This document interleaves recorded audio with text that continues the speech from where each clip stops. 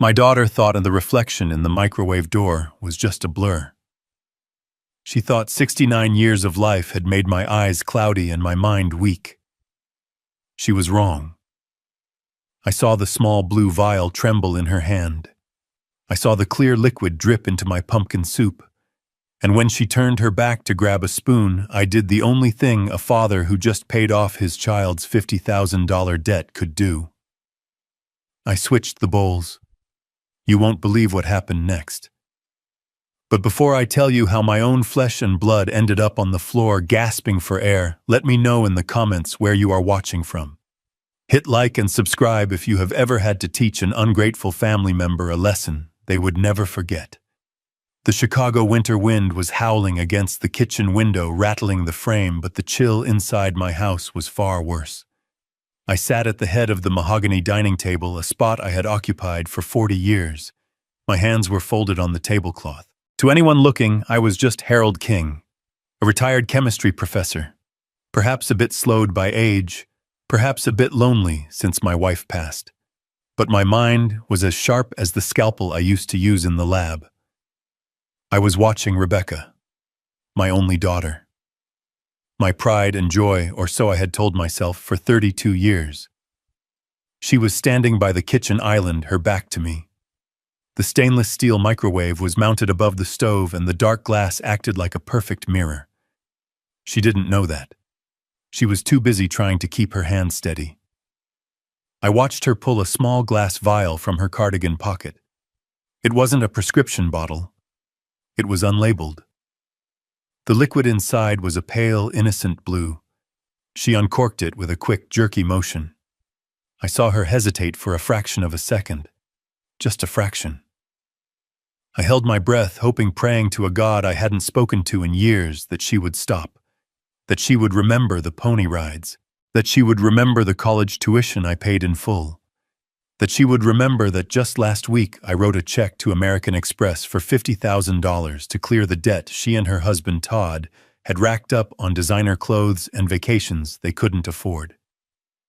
She didn't stop. She tipped the vial. 3 drops, 4, 5, into the steaming bowl of pumpkin soup, my favorite.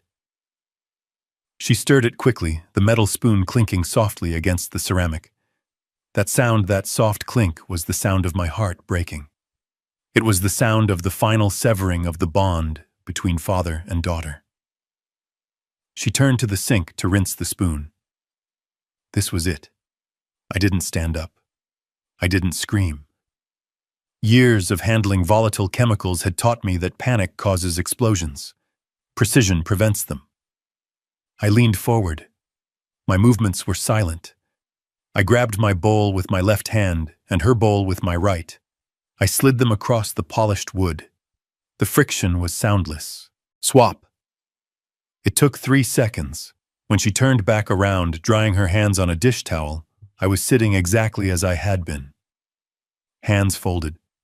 Eyes gazing vacantly at the snow piling up in the backyard.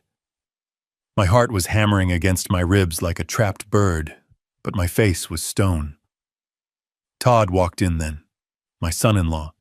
He was wearing that cheap cologne he insisted was imported. He rubbed his hands together, bringing a gust of cold air with him from the garage. "Smells great, Becca," he said, his voice too loud, too cheerful.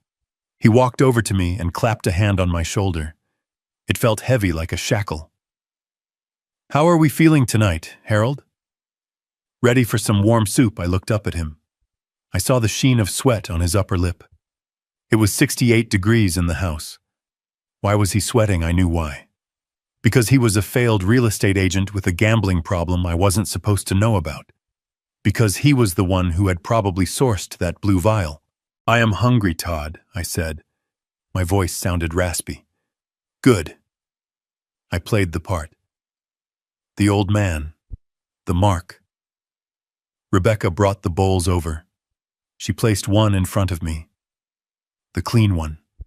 She placed one in front of her empty seat. The poisoned one. "Sit, Dad," she said. Her voice was tight. "Eat while it is hot."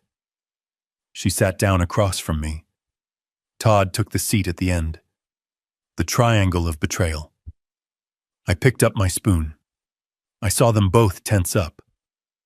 Todd stopped midway to pulling out his chair. Rebecca's eyes were locked on my hand. They were waiting. They were waiting for the old man to take his medicine. I dipped the spoon into the thick orange liquid. I brought it to my lips. I blew on it gently. I could feel their gaze burning into me. I took a sip. "Delicious," I said. I saw Todd exhale. His shoulders dropped 2 inches. Rebecca forced a smile that looked more like a grimace. "I am glad you like it, Dad," she said. She picked up her own spoon. I watched her. I watched the woman I had taught to ride a bike. The woman I had taught the periodic table to. I remembered a Tuesday afternoon when she was 10. She had asked me, "Daddy, what happens if you mix bleach and ammonia?" I had sat her down and explained the chemical reaction, the chloramine gas, how it burns the lungs. I taught her that chemistry respects no one. It is cause and effect. Action and reaction. If you introduce a foreign agent into a system, the system reacts. She was introducing the agent into her own system now. She took a large spoonful. She swallowed. "Eat up, Rebecca," I said softly. "You need your strength." We ate in silence for a few minutes. The only sound was the scraping of spoons. I ate slowly, savoring every bite of the soup that was meant to be my last meal. It tasted of nutmeg and cream. It tasted of survival. Todd was eating fast, shoveling food into his mouth as if to get it over with. He kept glancing at me, then at his watch, so Harold Todd said, his mouth half full. Rebecca and I were talking. We were thinking about the house maintenance. "It is a lot for you, isn't it? With the snow and the roof repairs." "Here it comes. The pitch." "It is fine, Todd," I said, wiping my mouth with a napkin. "I manage." "But do you?" Rebecca chimed in. She put her spoon down. "Dad, you left the garage door open last night. And last week you forgot to pay the water bill. We are just worried." I hadn't forgotten the water bill. I had placed the check in the mail on Monday. And the garage door, Todd had the code. He had probably opened it himself to gaslight me. "I am fine," I repeated. Maybe Todd said, leaning in. "But we found this great facility. Assisted living. Top tier. Just outside the city. We think it might be time to look at it." "Just look." I looked at Rebecca. She was taking another bite of soup. "Is that what you want, Becca?" I asked. "You want to put me in a home?" She swallowed. "It is for your own good, Dad. We just want you to be safe." Safe. The word hung in the air, heavy with irony. Suddenly Rebecca frowned. She dropped her spoon. It clattered loudly against the bowl. She brought a hand to her throat. "What is wrong?" Todd asked, looking at her. "I don't know," she whispered. Her voice sounded wet. "It tastes bitter." "Must be the sage," I said calmly. I took another sip of my soup. "Tastes fine to me." She coughed. A dry, hacking cough. She rubbed her chest.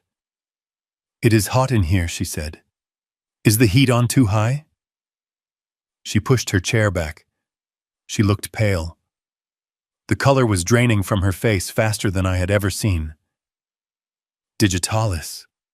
It had to be. I recognized the signs. I was a chemist, after all. Foxglove extract. It causes nausea, vomiting, and then cardiac arrhythmias. In high doses, it stops the heart. It mimics a heart attack. A perfect weapon for killing an old man with high blood pressure. But Rebecca had a strong heart. Her metabolism was faster. It would hit her differently. "My vision," she stammered. She blinked rapidly. It is blurry. There are halos around the lights." Todd stood up. "Becca." "You okay? I feel sick." She gagged. She doubled over, clutching her stomach. "Oh, God." I sat still. I watched the chemistry experiment unfold. Todd rushed to her side. What is it? Is it the flu? She vomited on the floor. Violent. Sudden. I stood up then, but I moved slowly like the old man they thought I was. Oh dear, I said. Dad, help me, Todd yelled. She is burning up. He touched her forehead. She was convulsing now, her body seizing up in the chair. She slid off and hit the floor with a thud. It is not the flu, I said. My voice was cold steel. Todd looked at me, his eyes wide with panic. What? That looks like a reaction, I said. What did you put in the soup, Todd? He froze. For a second, the mask slipped. I saw the terror of a man caught in his own trap. We didn't... Nothing. What are you talking about? She is poisoned, Todd, I said. Call 911, unless you want her to die right here on the kitchen floor. He scrambled for his phone, his fingers fumbling over the screen. Rebecca was gasping for air. Her eyes were rolling back in her head. Her hands clawed at the linoleum. She looked at me. In that moment of agony, clarity returned to her eyes. She looked at me, then at the empty bowl in front of her, then at the bowl in front of me. She knew. Dad, she wheezed. You. Don't try to speak, honey, I said, kneeling beside her. I didn't touch her. I just leaned close. Save your energy. You are going to need it to explain this to the police. Todd was screaming into the phone. Yes. My wife, she is having a seizure. I don't know, she just ate dinner while his back was turned. I saw it. Rebecca had dropped a tissue from her pocket when she fell. Wrapped inside was the empty vial. She hadn't thrown it in the trash. She had kept it on her. Amateur. I reached out and palmed the tissue. I slid it into my cardigan pocket. Exhibit A. The sirens were audible in the distance within minutes. We lived close to the fire station. Todd was kneeling over her, crying now. Real tears, maybe. Or maybe tears for himself because he knew his plan had gone spectacularly wrong. She is going to be okay, right? Harold, she has to be okay. I stood up and looked down at them. The greedy daughter. The desperate husband. I don't know, Todd, I said. Depends on the dose. He snapped his head up. The dose, I didn't answer. I walked to the window and watched the red lights of the ambulance reflect against the snow. They were coming to save her. For now. But the real poison wasn't in the soup. It was in this house. And I had just started the process of flushing it out. The paramedics burst in. Chaos took over the kitchen. They loaded her onto the stretcher. Sir, are you coming? The paramedic asked Todd. Yes. Yes, of course. He looked at me. Dad, are you coming? I looked at the mess on the floor. The vomit. The spilled soup. I will follow in my car, I said. I need to get my coat. They rushed her out. The door slammed shut. The silence returned to the kitchen. I walked over to the sink. I picked up my bowl of soup. I poured the rest of it down the drain and turned on the disposal. The evidence of my survival disappeared with a whir. I reached into my pocket and pulled out the tissue with the vial. I held it up to the light. There was a single drop of blue liquid left at the bottom. I went to the hall closet, put on my heavy wool coat and my hat. I checked my reflection in the hallway mirror. I didn't look like a victim. I didn't look like a fragile old man. I looked like a man who had just declared war. I walked out into the cold Chicago night, the snow crunching under my boots. I wasn't just going to the hospital to check on my daughter. I was going to finish what they started. As I drove toward the hospital, the city lights blurring past my phone rang. It was my lawyer, Leonard Banks.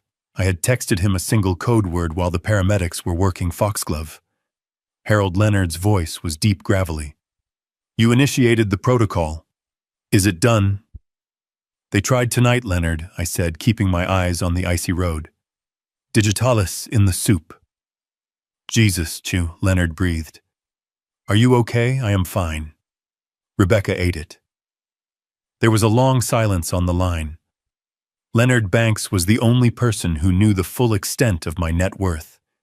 He knew about the $15 million from the pharmaceutical patent I sold 5 years ago. He knew I had been pretending to be a middle-class pensioner to test my family. He knew the test results were failing. She ate it, Leonard asked. I switched the plates. Harold, that is complicated. It is self-defense, I said. Now listen to me. I am heading to Mercy Hospital. Todd is going to try to spin this. He is going to say I am senile. He is going to say I confused the ingredients. He is going to try to push for the conservatorship tonight. I will meet you there, Leonard said.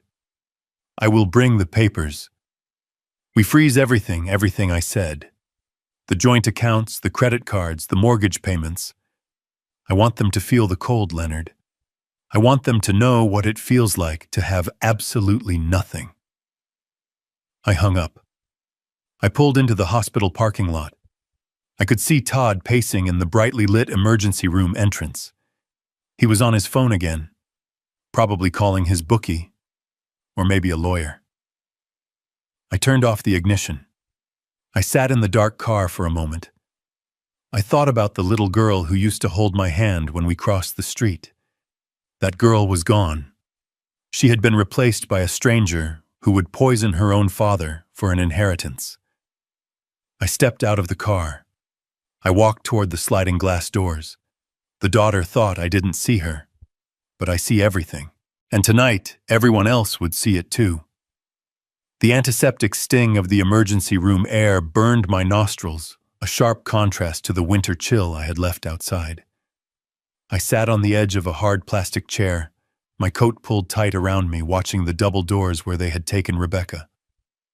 Todd was pacing back and forth in front of the nurse's station, his shoes squeaking on the linoleum.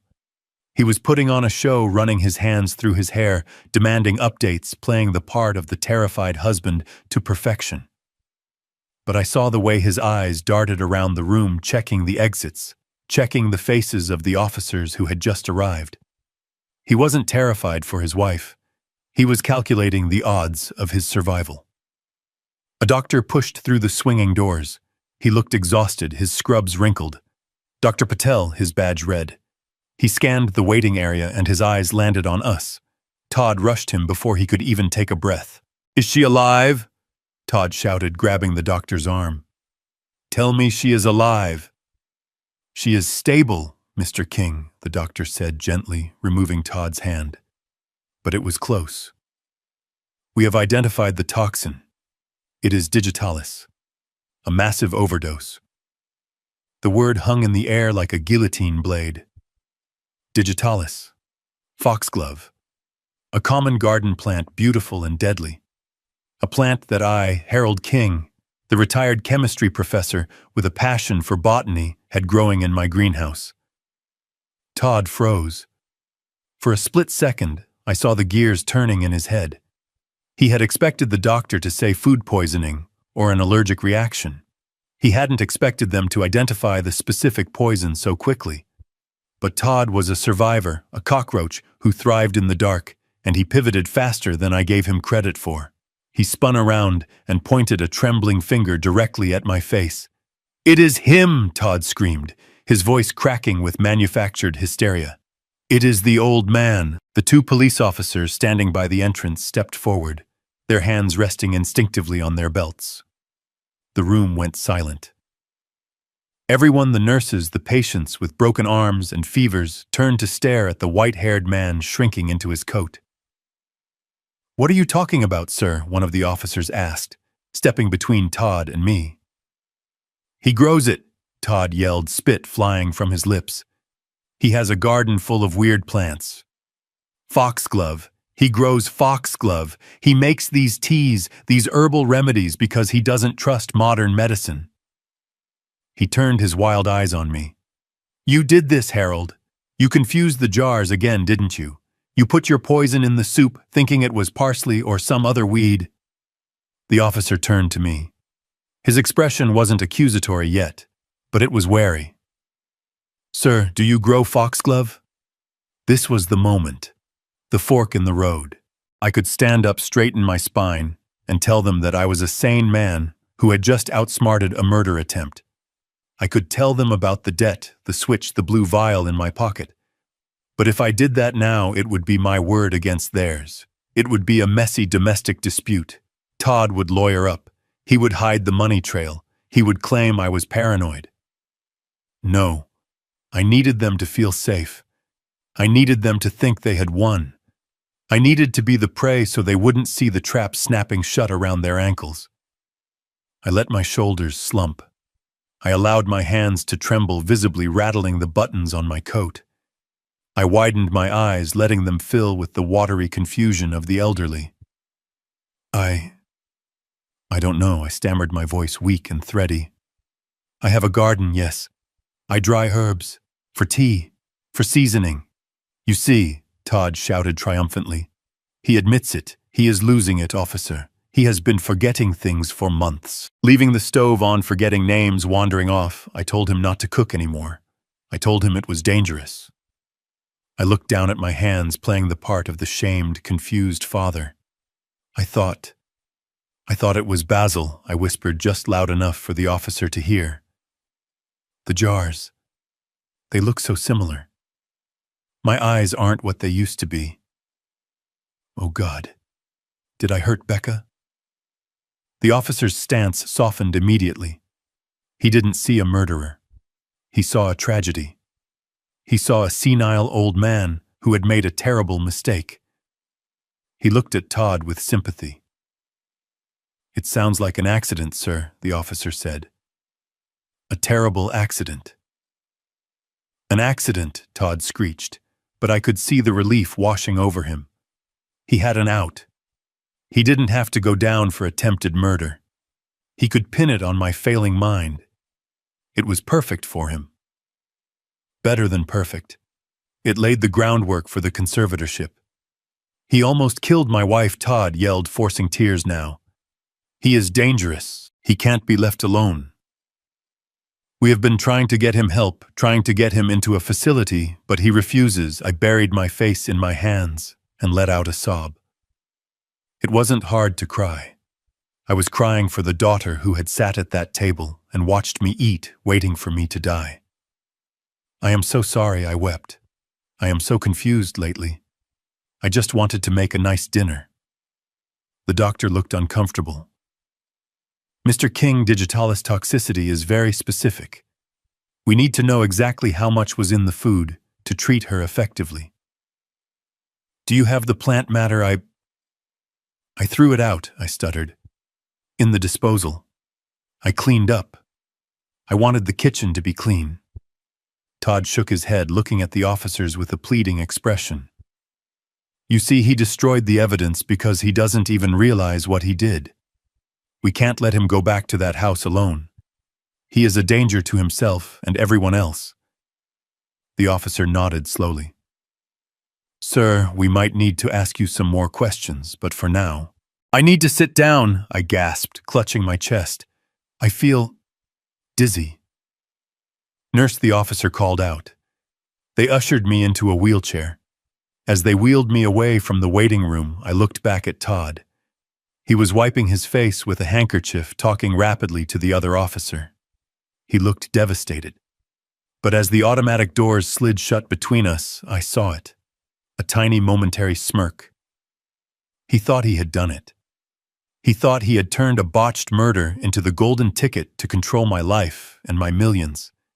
He didn't know that in my pocket, wrapped in a tissue, was the glass vial with his wife's fingerprints on it. He didn't know that while he was screaming about my memory, I was memorizing every word he said to use against him in court. He thought I was a senile old man losing his grip on reality. He had no idea he was staring into the eyes of a chemist who was just waiting for the reaction to reach its boiling point. I let them wheel me into an examination room, I let them check my vitals, and I waited for the darkness to settle so I could make my next move. The game had changed, and Todd had just played his hand perfectly into mine. The nurse left me alone in the examination room, closing the door with a soft click that sounded like a starting pistol. She had told me to wait for the doctor, offering me a warm blanket and a sympathetic smile reserved for the confused and the elderly.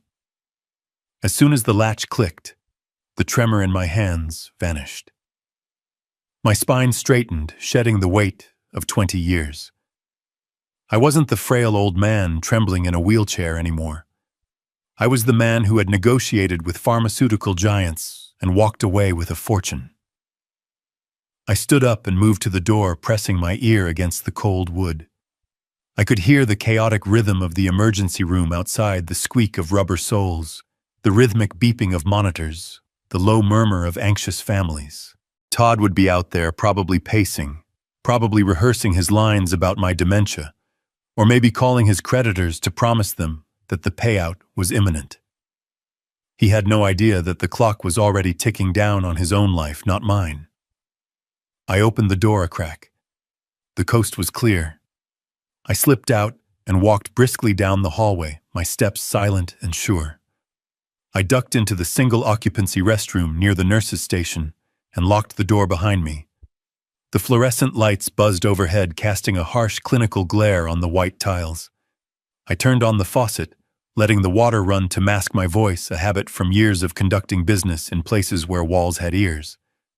I pulled my phone from my inner coat pocket. It wasn't the jitterbug phone Todd insisted I use. It was a sleek, encrypted smartphone that contained the keys to a kingdom my family didn't even know existed.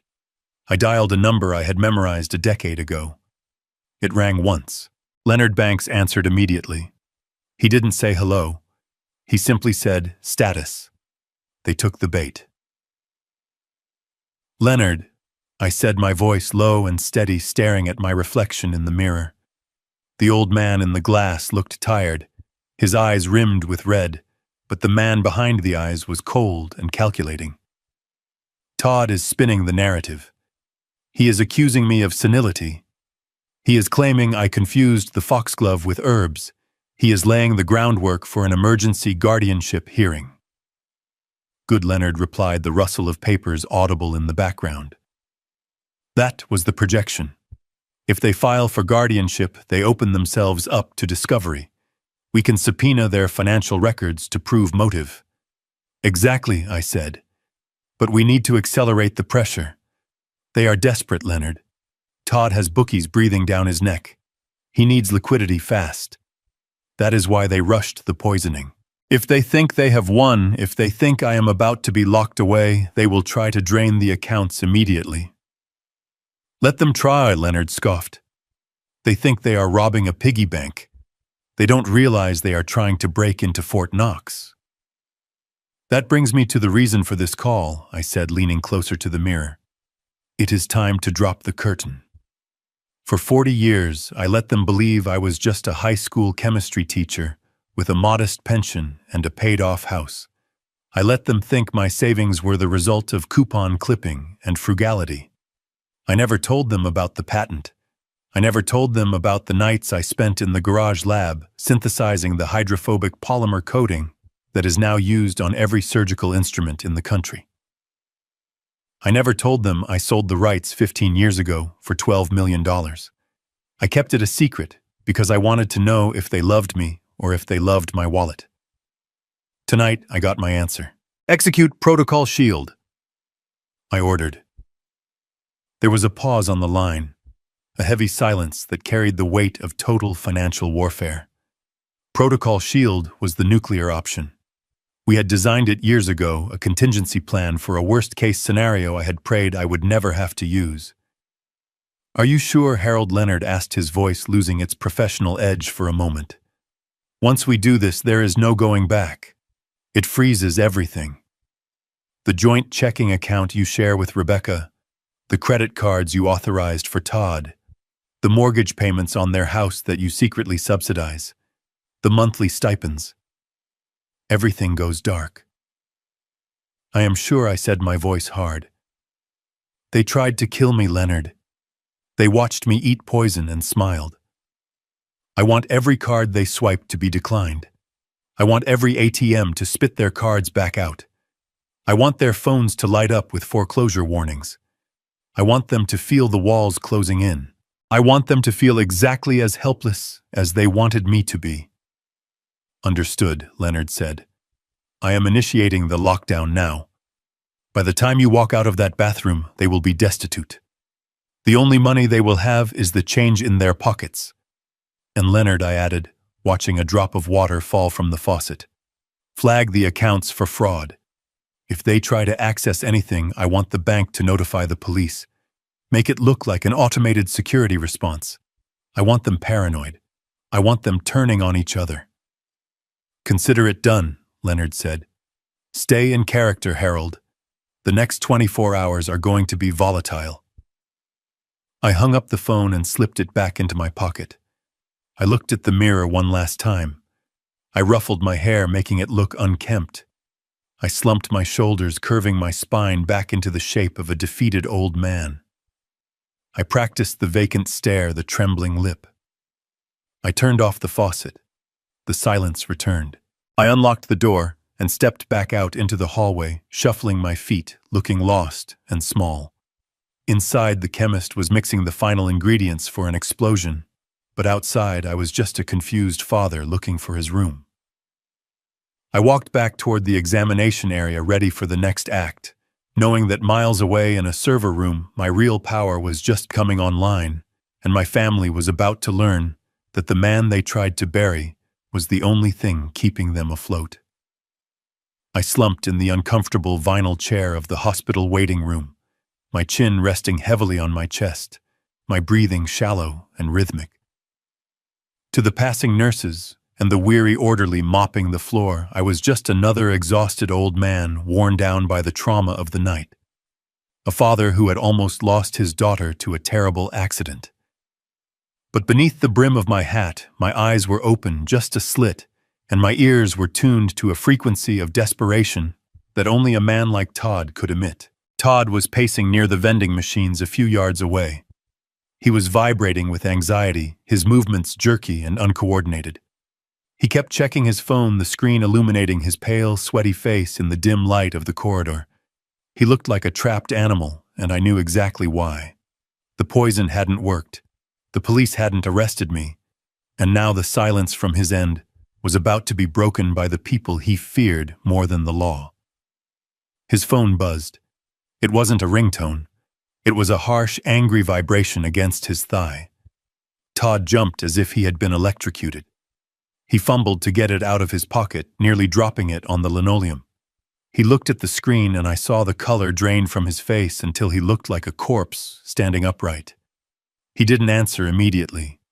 He looked around, his eyes darting over the empty chairs, the sleeping families, and finally landing on me. I let out a soft snoring wheeze, shifting my weight slightly, as if settling deeper into sleep. Satisfied that his audience was unconscious, Todd answered the phone. He didn't say hello. He just whispered a frantic, hushed hiss that carried perfectly in the sterile silence of the hallway. I know what time it is, Sal. I know. He turned his back to me, hunching his shoulders as if trying to make himself small enough to disappear. Please, you have to listen to me. There was a complication. A medical complication. No, not me. The asset. I almost smiled. The asset. That was what 40 years of fatherhood had been reduced to. I wasn't a person. I wasn't a father-in-law. I was an asset to be liquidated. Todd listened for a moment, and then he began to tremble violently. He gripped the phone so hard, his knuckles turned white. No, Sal, please don't touch her. She is in the hospital right now. We are at mercy. He listened again. 500. Yes, 500,000. I know the number. I swear to you, Sal, it is coming. It is locked up in probate. Well, it was supposed to be probate. There was a long pause. Todd reached up and touched his left hand, running his thumb over his ring finger. 7 days, Sal. That is not enough time to... He stopped. He was listening to a description of violence that I could only imagine, but Todd's reaction told me everything I needed to know. He pulled his hand away from his face as if it had been burned. Okay. Okay, 7 days. Or the finger. I understand. I will get it. I swear on my mother's life I will get it. Just don't come here. He hung up. He stood there for a long moment, staring at the vending machine, his chest heaving. $500,000. $500,000. That was the price of my life. That was the debt he had accrued gambling on futures he didn't understand, and horses that didn't run fast enough. I had known he was bad with money. I had bailed him out of a $50,000 hole just last week, but I hadn't realized he was digging a grave that deep. Todd wiped his face with his sleeve, took a deep, shuddering breath, and turned toward the recovery rooms. He needed to talk to his partner in crime. He needed a new strategy, because murder had failed, and the sharks were circling. I waited until he pushed through the double doors leading to the patient rooms. I counted to 10. Then I stood up. My joints popped a genuine sound of age, but my movement was fluid. I followed him. I moved down the hallway, sticking to the shadows, my footsteps silent. I saw him slip into room 304. The door didn't click shut. It stayed ajar just a fraction of an inch. I pressed my back against the wall next to the doorframe, closing my eyes, focusing everything on the voices inside. Rebecca was awake. Her voice was raspy, weak, stripped of the sugar-coated veneer she usually used with me. "You look like hell, Todd," she said. "Sal called," Todd whispered. The panic was back in his voice, raw and unfiltered. "He gave us a week." 7 days, Becca. Or he starts sending pieces of me in the mail. Rebecca let out a low groan. I hate him. I hate that old man. Why isn't he dead, Todd? I put enough digitalis in that soup to kill a horse. He ate it. I watched him eat it. He must have a stomach like a goat, Todd spat. Or maybe the dosage was wrong. It doesn't matter now. Plan A is dead. The police are already asking questions about the garden. If we try anything physical again, they will be watching. So what do we do? Rebecca asked, her voice rising in hysteria. We can't wait for him to die of natural causes. We don't have years. We have a week. Todd paced the small room. I could hear his shoes squeaking. We pivot, he said. We go to Plan B. We force the issue. Plan B, Rebecca asked. You mean the home? No, not just a home, Todd said, his voice dropping lower, becoming more sinister. A conservatorship. Total legal control. We don't need him dead to get the money, Becca. We just need him declared incompetent. But the doctor... Dr. Patel said he seemed lucid, Rebecca argued. Dr. Patel doesn't know him, Todd countered. Look at what happened tonight. He poisoned his own daughter because he confused parsley with foxglove. That is what the police report is going to say. That is the narrative. He is dangerous. He is senile. He is a threat to himself and others. I held my breath. They were rewriting reality. They were taking my survival and turning it into a weapon against me. We file for emergency guardianship tomorrow morning. Todd continued the plan forming rapidly in his desperate mind. We get a court order. We freeze his assets. Once we have power of attorney, we can liquidate the house. We can access the retirement accounts. We can pay Sal. But what if he fights it? Rebecca asked. He can be stubborn. Let him fight. Todd scoffed. Who is the judge going to believe, a loving daughter recovering from poison in a hospital bed, or a confused old man who keeps poisonous plants in his kitchen? We act concerned. We act heartbroken. We tell the judge we are doing this to protect him. We put him in that facility upstate, Rebecca said. The secure one. The one with the high walls. Exactly, Todd said. We lock him away where he can't hurt anyone, and we take control of the estate. It is clean, it is legal, and it solves the problem in 48 hours. I stepped away from the door. I had heard enough. My blood was running cold, not from fear, but from an icy, crystalline rage. They weren't just going to kill me. They were going to erase me. They were going to strip me of my rights, my name, and my freedom. They were going to use the law as a bludgeon to steal what I had built. I walked back toward the waiting room, my mind racing. They thought they were playing chess, but they were still playing checkers. They thought the only money I had was the house and the pension. They didn't know about the offshore accounts. They didn't know about the patent royalties. And most importantly, they didn't know that I had just activated a protocol that would turn their financial world into a desert before the sun came up. I sat back down in the vinyl chair, assuming my position of the sleeping, frail old man. Let them file their papers. Let them call their lawyers. They were about to find out that trying to trap a chemist is a dangerous game. Because while they were planning to lock me up, I was about to blow the roof off their entire lives. I closed my eyes and waited for morning. The 7-day countdown had begun for Todd, but my countdown was much shorter. The silence in the car on the way back from the hospital was heavy enough to crush a lesser man. But I sat in the back seat, humming a tuneless melody, watching the frozen Chicago streets roll by. Rebecca was slumped in the passenger seat, her skin the color of wet ash, still weak from the purging of the poison. Every now and then she would cast a hateful glance at me in the rearview mirror, her eyes burning with a mixture of nausea and venom. Todd gripped the steering wheel as if he were trying to strangle it, his knuckles white, his jaw working silently. He was driving too fast, weaving through traffic with the desperation of a man who could hear the clock ticking down on his own life. We pulled into the driveway, the tires crunching on the snow I hadn't shoveled. The house looked dark and uninviting, a stage set for a tragedy that was only halfway through its second act. Todd helped Rebecca out of the car, supporting her weight as she shuffled toward the front door. I followed behind them, moving with the exaggerated slowness of the infirm, clutching my coat collar against the wind. Inside, the air was stale, smelling faintly of the pumpkin soup I had poured down the drain. Todd settled Rebecca onto the living room sofa, piling blankets on her, until she looked like a cocoon of misery. "I need water," she croaked, her voice sounding like sandpaper on stone, "and something to eat. My stomach is empty." "I will go to the store," Todd said, checking his watch.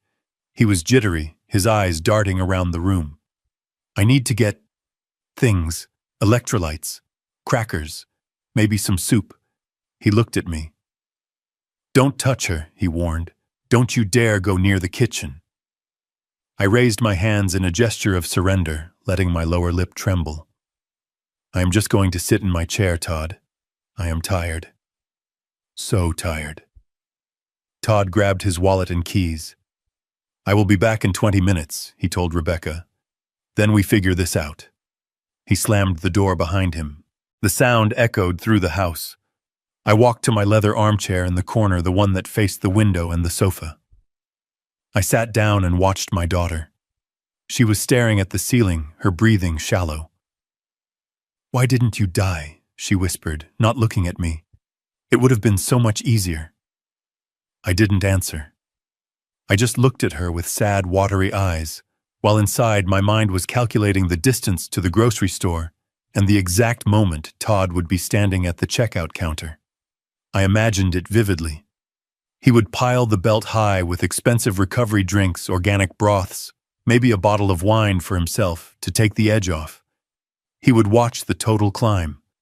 He would slide his card, the platinum one linked to my primary account, the one he had been authorized to use for emergencies, but used for golf clubs. And then the beep. The decline. I checked the grandfather clock in the hallway. 10 minutes. He would be there now. He would be trying the second card. The one I opened for Rebecca. Declined. He would be sweating. He would be trying the debit card for the joint household expenses. Declined. Account frozen. Flagged for suspicious activity. He would be standing there under the fluorescent lights with a line of impatient shoppers behind him, realizing that the plastic in his wallet was just useless scrap. He would have to walk away. He would have to leave the bags. He would have to walk back to his car with nothing. the humiliation burning his cheeks, the realization dawning that the well had run dry. It took him 40 minutes to return. I heard the car screech into the driveway, the engine cutting off abruptly. The front door flew open so hard it banged against the wall, knocking a picture frame askew. Todd stormed in. He didn't have any grocery bags. His face was a mask of pure, unadulterated rage. He looked like a man who had just stared into the abyss and found it empty. "You!" he screamed, pointing a shaking finger at me. Rebecca sat up, alarmed. "Todd." "Where is the food? There is no food!" Todd yelled, kicking the door shut. The cards didn't work. "None of them what?" Rebecca asked, confusion clouding her face. "What do you mean they didn't work?" "Declined all of them, insufficient funds. Issuer restricted." I tried the credit, the debit, even the emergency card. I stood there like a beggar. He marched over to my chair, towering over me. I shrank back, pressing myself into the leather, making myself small. "What did you do?" Todd hissed, spit flying from his lips. "What did you do to the accounts?" I blinked rapidly, looking up at him with wide, innocent eyes. "The accounts," I stammered. Oh, yes. Leonard." Todd froze. "Leonard." "Your lawyer," I nodded slowly. "I called him. From the hospital. After the accident with the soup." I was so scared, Todd. The police were asking questions. I felt so confused. So Todd demanded, "What did you tell him?" I told him I was losing it. I whispered, my voice trembling. I told him I couldn't trust myself anymore. I told him I almost hurt Becca because I couldn't tell the jars apart. I told him I needed protection. "Protection?" Rebecca asked, her voice rising. "Yes," I said. "Leonard said. He said that if I am becoming senile, I am vulnerable. He said scammers target old people like me. He said I needed to lock everything down. Protocol Shield, he called it." Todd looked as if he had been punched in the gut. "Protocol Shield? What the hell is that?" I shrugged helplessly. "I don't know the legal terms, Todd. He said he was freezing everything. To protect me. He said until a judge reviews my case, nobody can spend a penny. Not even me. He said if I want to buy a pack of gum, I need a court order." The silence that followed was absolute. It was the silence of a bomb that had just detonated, leaving nothing but ringing ears and dust. "You froze the money," Todd whispered, his voice trembling with horror. "All of it." "To keep us safe," I said, smiling weakly. "So I don't get scammed. Leonard said it was the responsible thing to do." "You idiot," Todd screamed, grabbing his hair with both hands. "You senile old fool. Do you have any idea what you have done?" "I did what was best," I said, my voice wavering. "Leonard said." "To hell with Leonard," Todd roared. He spun around and kicked the coffee table, sending magazines flying. "We need that money. We need it now." "Why?" I asked innocently. "We have food in the pantry. We have a roof. Why do we need money right now, Todd?" He couldn't tell me. He couldn't tell me about Sal and the fingers and the 7-day deadline. He just stood there, panting, his eyes wild. Rebecca struggled to stand up. "Dad, call him back. Call Leonard. Tell him to unlock it. Tell him it was a mistake." "I can't," I said sadly. He said it is a legal process now. Once the protocol is active, it takes weeks to reverse. He said it is for my own good. "Weeks," Todd choked. "We don't have weeks," he looked at Rebecca. Panic was setting in, cold and hard. They were realizing that the trap they had built for me had just snapped shut on their own legs. They had wanted a conservatorship. They had wanted to prove I was incompetent. Well, I had just given them exactly what they wanted. I had acted so incompetent that the law had stepped in to protect me from everyone, including them. "Cash," Todd muttered. "We need cash. There has to be cash in the house." He looked around the room, his eyes landing on the antique secretary desk in the corner, the one where I kept my correspondence. Where do you keep it? He demanded, turning to me. The emergency fund. The stash. Every old man has a stash. I usually use the bank, I stuttered. Liar, Todd shouted. He ran to the desk and ripped open the drawers. He dumped the contents onto the floor, papers, pens, old stamps. He rifled through them frantically. Nothing. Check the bedroom. Rebecca yelled, adrenaline temporarily overriding the poison in her system. Under the mattress, in the closet, they went into a frenzy. It was pathetic and terrifying to watch. Todd ran up the stairs, his heavy footsteps thudding overhead. I heard drawers being pulled out and thrown against the walls. I heard the crash of a lamp. He was tearing my bedroom apart, looking for the bundles of cash he imagined I had hoarded. Rebecca limped into the kitchen. I heard the clatter of ceramic jars being overturned. She was checking the cookie jars, the freezer, the space behind the loose brick in the pantry. I stayed in my chair. I didn't move. I listened to the destruction of my home, and I felt a strange sense of calm. Let them look. Let them destroy the furniture. They wouldn't find a dime. I had moved the cash years ago. The only thing they would find was dust and their own desperation. Todd came back down the stairs a few minutes later, red-faced and empty-handed. He was holding a small wooden box he had found in my closet, my wife's jewelry box. "This is it," he screamed, shaking the box. "Costume jewelry, where are the diamonds? Where is the gold?" "Mom was buried with her rings, Todd," I said softly. "You know that." He threw the box across the room. It shattered against the fireplace, spilling cheap bead necklaces across the hearth. "We are screwed," he whispered. He looked at Rebecca. "Sal isn't going to wait for a court order." "What do we do?" Rebecca asked, her voice trembling. Todd looked at me. His eyes were dark, filled with a malice that had moved beyond greed into something primal. "Survival." "We accelerate," he said. "We don't wait for the hearing. We get him committed now. Tonight." "But the lawyer," Rebecca started. "Forget the lawyer," Todd snapped. "We find a doctor who will sign the paper for cash. We get him locked up in a psych ward. Once he is in, we become his legal guardians by default. We can override the lawyer. We can force the bank to open the accounts." He walked over to me, leaning down until his face was inches from mine. I could smell the sour fear on his breath. "You are sick, Harold," he said, his voice low and menacing.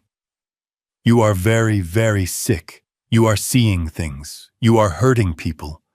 And we are going to get you the help you need, even if we have to drag you there." I looked back at him, blinking tears into my eyes, pretending to be the terrified old man. But inside I was smiling. They were desperate. They were reckless. And they were about to make the mistake that would put them in prison forever. "Okay, Todd," I whispered. "Whatever you say." "Good," he said, straightening up. He pulled out his phone. "I know a guy, Dr. Evans. He lost his license, but he still has a prescription pad. He will be here in an hour." He walked into the kitchen to make the call. Rebecca slumped back onto the sofa, watching me with cold, dead eyes. I sat back and waited. Let them bring their fake doctor. Let them try to drag me away. I had one more card to play, and it was hidden in the chemical compound I had painted on the safe upstairs just before I left for the hospital. The game was entering the endgame, and they didn't even know they were already in checkmate. The heat in the house was suffocating, a physical weight that pressed against my chest and made the air thick and difficult to breathe. Sweat trickled down my back, soaking into my shirt, but when I looked across the living room, Todd was wearing a heavy wool sweater and rubbing his arms as if he were standing in a blizzard. Rebecca was wrapped in a thick afghan, her teeth chattering with a theatrical intensity that would have been comical if their intentions weren't so deadly.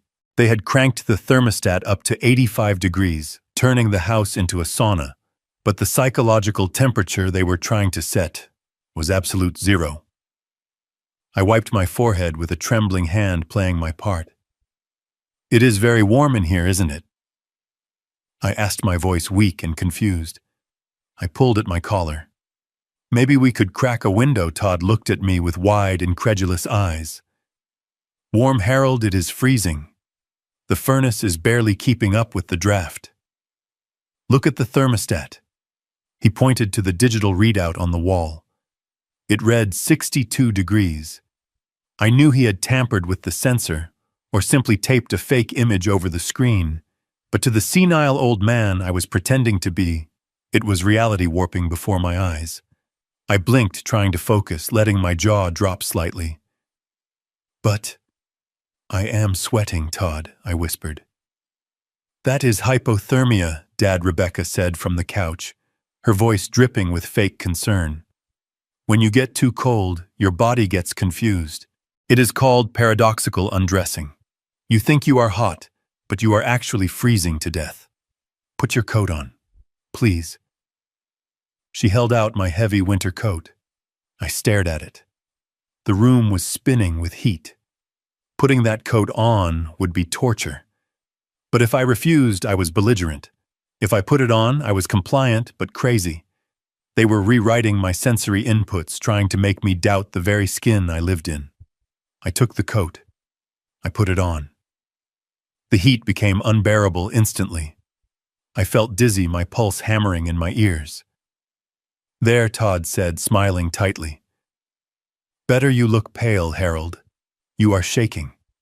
I was shaking from heat exhaustion, but to them it was proof of my decline. I sat in my chair, trapped in layers of wool, while they watched me with the cold, predatory patience of vultures waiting for the animal to stop kicking. The afternoon blurred into a series of orchestrated, maddening events. I placed my reading glasses on the side table to rub my eyes. I closed them for 10 seconds. When I reached out, the glasses were gone. I patted the table. I looked at the floor. Nothing. "What are you looking for?" Todd asked, not looking up from his phone. "My glasses," I mumbled. I just set them down. Right here." "You haven't had your glasses all day," Harold Todd said casually. "You left them in the bathroom this morning. Remember, you said they were hurting your nose." I stared at the empty table. I knew I had just taken them off. I could still feel the phantom weight of the frames on my nose. But the table was bare. I could have sworn," I stammered. Todd sighed, a long, loud exhalation of frustration. He stood up and walked into the kitchen. A moment later, he called out, "Harold, come look at this." I hauled myself up, the heavy coat weighing me down, and shuffled into the kitchen. Todd was standing by the open refrigerator. He pointed to the middle shelf right next to the milk carton. My glasses were sitting there, frosted over with cold. "Why did you put your glasses in the fridge?" Harold Todd asked, his voice gentle, patronizing. "Were you trying to cool them down?" I stared at the glasses. It was clumsy. It was obvious. But it was effective. I don't remember doing that," I whispered. "That is the problem," Dad Rebecca said, appearing in the doorway. "You don't remember anything anymore. You are dangerous. What if you put the car keys in the microwave? What if you put the cat in the oven?" "We don't have a cat," I said automatically. "Not anymore," Todd said darkly. "Not since you let it out last winter. We never had a cat. Never." But in that moment, with the heat pressing in and my glasses sitting in the fridge, the edges of my reality felt soft, malleable. This was gaslighting in its purest, most brutal form. They weren't just lying to me. They were dismantling my history brick by brick. They wanted me to break. They wanted me to scream, to lash out, to give them the excuse to call Dr. Evans and say, "He is having an episode. Come get him." I lowered my head. I grabbed the cold glasses. I am tired," I said. "I think I will go to my room." "Good idea," Todd said. "Get some rest. You need it." I climbed the stairs, my legs heavy. I went into my bedroom and closed the door. It didn't lock. They had removed the lock weeks ago, claiming it was a safety hazard in case I fell. I took off the coat and threw it on the floor, gasping for cool air. I opened the window a crack, letting the winter freeze bite my skin, grounding me, reminding me that I was alive, I was sane, and I was angry. Night fell, bringing with it a new kind of torment. I lay in bed feigning sleep, my breathing deep and even. I heard the floorboards creak in the hallway. The door handle turned slowly. They came in like ghosts. I kept my eyes closed, my body relaxed, but my senses were on high alert. I could smell Todd's stale sweat and the cloying scent of Rebecca's lotion. They stood over the bed, looking down at me. "He is out," Todd whispered. "Look at him," Rebecca hissed. "He looks so peaceful, while our lives are falling apart." They leaned closer. I felt their breath on my face. "You are crazy, old man," Todd whispered, his voice a low rhythmic chant right in my ear. "You are losing your mind. You don't know where you are. You belong in a hospital, a nice padded room. You are sick." Rebecca joined in, whispering in the other ear. "You are a burden. Everyone is laughing at you. You tried to kill your daughter. You are a monster. They were trying to reprogram my subconscious. It was a crude technique, but relentless. They did this for 10 minutes, a stream of poisonous suggestions meant to seep into my dreams and rot my confidence from the inside out. Finally, they pulled away. "Check the safe again," Todd whispered. "Maybe he wrote the combination down somewhere new." I heard them rummaging through my dresser drawers, quiet as mice. They checked the pockets of my pants. They looked under the rug. They were desperate for the code to the wall safe hidden behind the painting of the ship in the storm. They knew there wasn't cash in the bank accounts anymore, so they had convinced themselves I must have a physical stash. They left empty-handed, closing the door silently. I waited. I counted to 1,000 in my head, visualizing the periodic table, grounding myself in the immutable laws of the universe. Hydrogen, helium, lithium, beryllium, facts, truth, things they couldn't touch. When the house was silent, I sat up. I didn't turn on the lamp. I moved by the moonlight, filtering through the sheer curtains. I walked to my closet and reached into the back inside the pocket of an old raincoat I hadn't worn in years. I pulled out a small opaque jar and a UV flashlight. I wasn't just a chemistry professor. I was an inventor.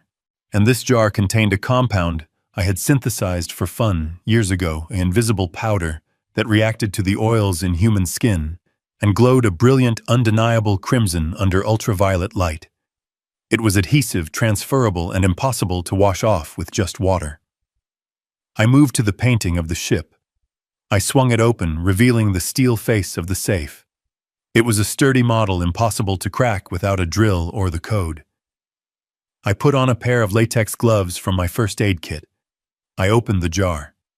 Carefully, methodically, I brushed the fine powder onto the keypad. I dusted the handle. I coated the entire front panel of the safe. The powder was invisible to the naked eye. To anyone looking, the safe was just cold steel. But to anyone who touched it, it would be a branding iron. I closed the painting. I stripped off the gloves and hid them. I hid the jar. I went back to bed, but I didn't sleep. I lay there staring at the ceiling, waiting. They were desperate.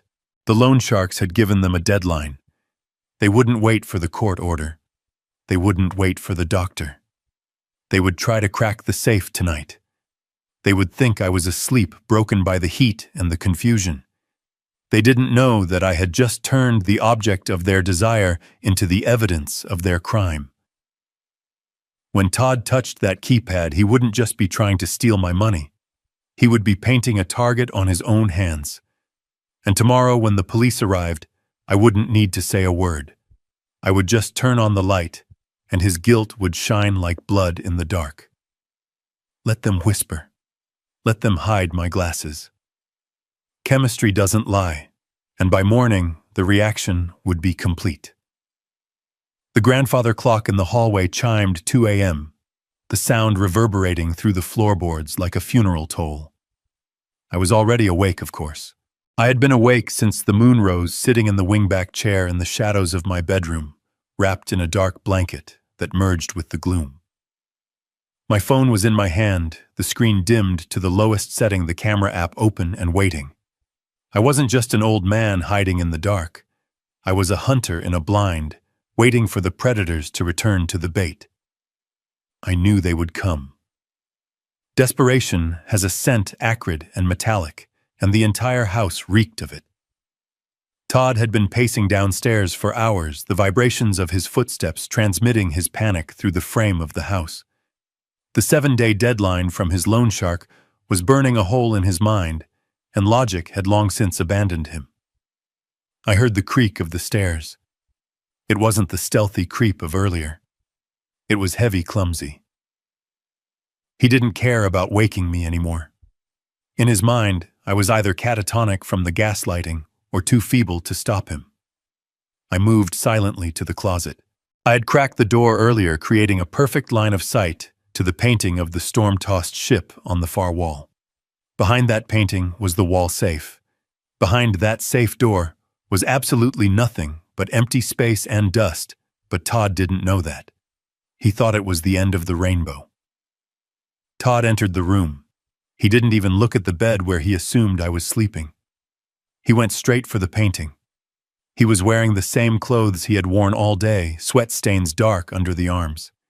He swung the painting open with a violent jerk, the frame hitting the wall with a thud. I pressed the record button on my phone. He stared at the keypad. I could see his profile illuminated by the moonlight. He was muttering to himself a manic stream of numbers. Birthdays, anniversaries, my social security number. He reached out and punched in a code.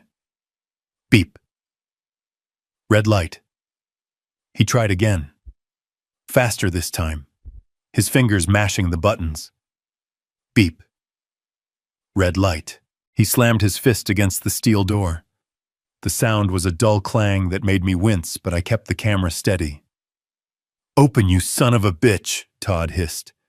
Rebecca appeared in the doorway. She looked like a ghost in her pale nightgown. Her hair matted her face, still gaunt from the poisoning. She didn't look at the empty bed either. She just watched her husband unravel.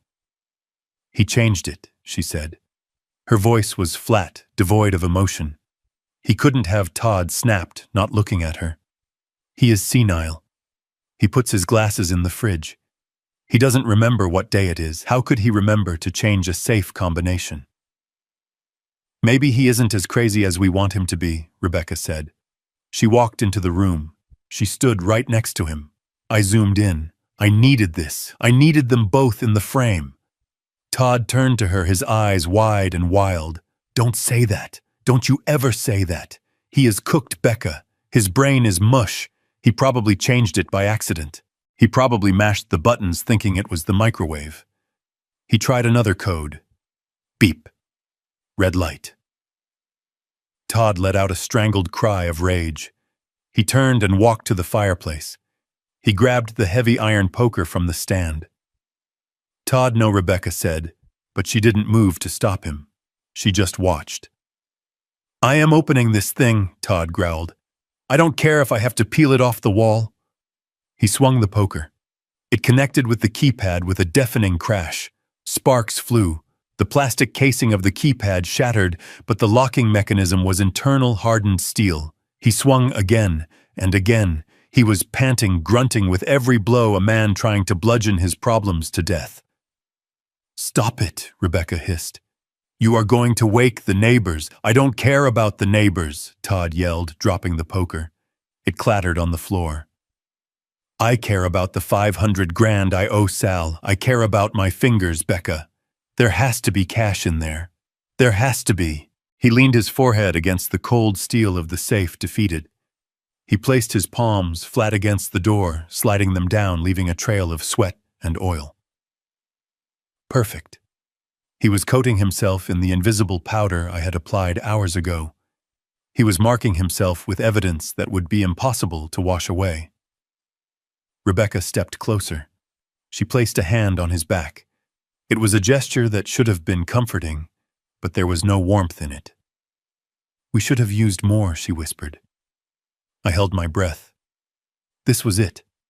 The camera was rolling. The audio was crisp. "Used more," what Todd asked, lifting his head.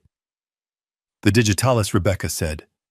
Her voice was cold, a simple statement of fact. "We should have doubled the dose. The old man should have died after that soup, Todd. We shouldn't be dealing with safes and lawyers. We should be planning a funeral." There it was, the confession. Clear as a bell. Todd turned to look at her. He didn't look horrified. He looked regretful. "I know," he said. "I messed up the extraction. I didn't concentrate it enough. He shouldn't be here." Rebecca continued looking around the room with disdain. "He is just taking up space. He is sucking up resources that belong to us. He lived his life. Why can't he just let go? Why does he have to make it so hard for us? Because he is selfish," Todd spat. "He has always been selfish, sitting on a pile of money while we drown. He hit the safe one last time with his open hand." "We stick to the plan," Todd said. "Tomorrow. Dr. Evans comes at 9. We get the signature. We get the order. We drag him out of here, kicking and screaming if we have to. Once he is in the ward, we get power of attorney. Then we get a locksmith. A professional one.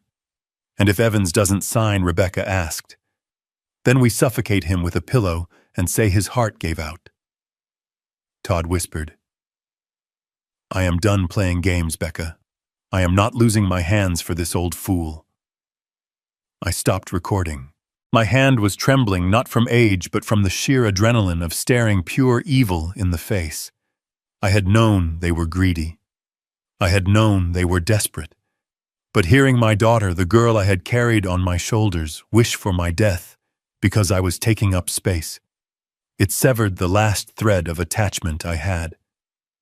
The father in me died in that closet. Only the chemist remained. They left the room a few moments later, leaving the shattered remains of the keypad on the floor. I heard their footsteps fade down the hall. I heard their bedroom door click shut. I waited 10 minutes, then 20. I stepped out of the closet. I didn't turn on the overhead light. I pulled the UV flashlight from my pocket. I walked over to the safe. I clicked the light on. The beam hit the safe and the darkness erupted into color. It was a masterpiece of forensic art. The safe door was smeared with glowing crimson handprints. They shone with a violent neon intensity in the black room. I could see the whorls of Todd's fingerprints perfectly preserved on the steel. I could see where he had slapped the metal in frustration. I could see the dust on the floor where the poker had landed, speckled with the glowing powder that had fallen from the keypad. But that wasn't all. I walked to the doorframe where Rebecca had been standing. I shone the light. There on the white paint was a partial print. She had leaned against it, and on the floor a glowing trail of footprints leading out into the hall. The powder transfers. It travels.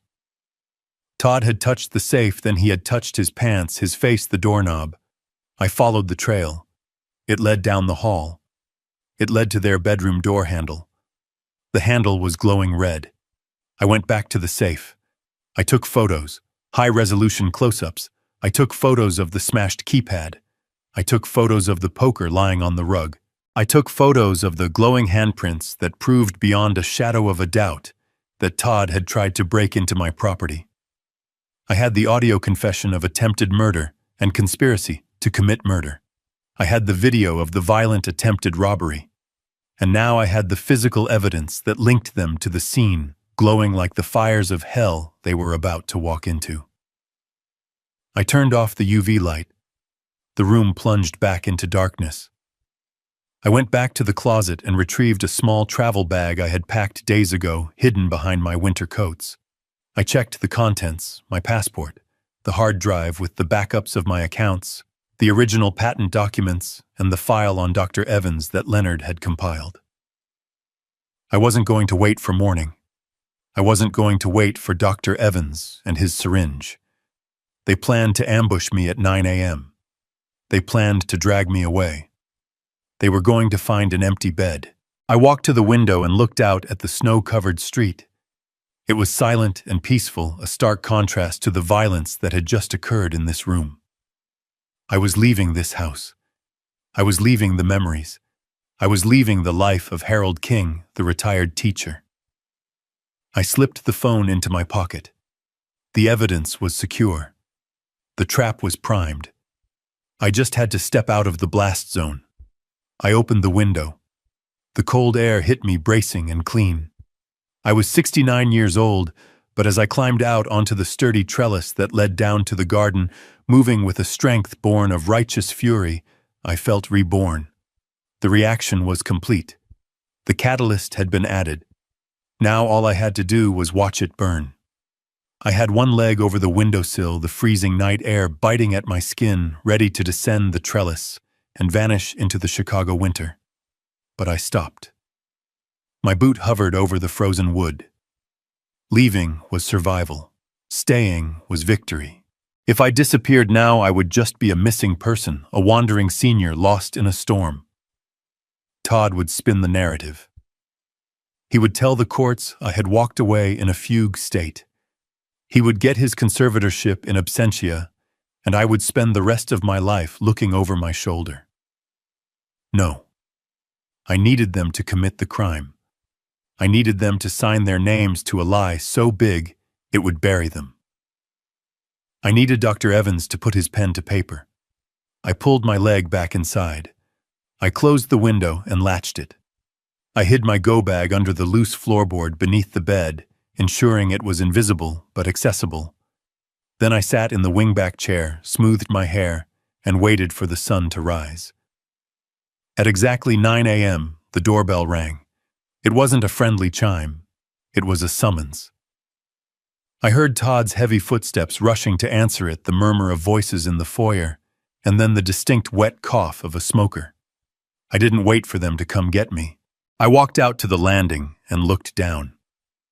Todd was shaking hands with a man who looked like he had been assembled from spare parts of better men. Dr. Evans was tall but stooped, wearing a suit that had been expensive 10 years ago but was now shiny at the elbows. He carried a battered leather medical bag that looked more like a prop than a tool of healing. His face was a roadmap of bad decisions, broken capillaries on his nose, a nervous tic under his left eye, and a sheen of sweat that the winter chill hadn't dried. Todd looked up and saw me. For a second, he looked terrified, as if he expected me to be holding the poker or screaming about the safe. But I just gripped the banister with trembling hands and blinked slowly. "Good morning, Todd," I said, my voice cracking perfectly. "Who is your friend?" Todd exhaled, his shoulders dropping. He put on his concerned face, the mask slipping easily back into place. "This is Dr. Evans Harold. He is a specialist.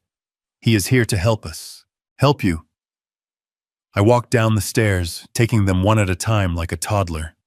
I stopped in front of the doctor. He smelled of peppermint, trying to cover up stale bourbon. "A specialist?" I asked. For the house, Dr. Evans smiled, revealing teeth that had seen too much coffee. For the mind, Mr. King. For the memory. "Your son tells me you have been having some trouble distinguishing reality lately." I looked at Todd. He wouldn't meet my eyes. "I am fine," I whispered. I get confused sometimes." "Shall we sit?" Evans asked, gesturing to the living room as if it were his clinic. We sat. Rebecca came in from the kitchen holding a cup of coffee. She didn't offer me any. She sat next to Todd, clutching his arm, playing the part of the worried daughter. Dr. Evans pulled a clipboard from his bag. He clicked a silver pen.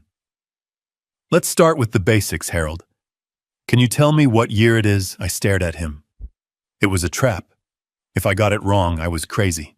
If I got it right, he would say I was guessing.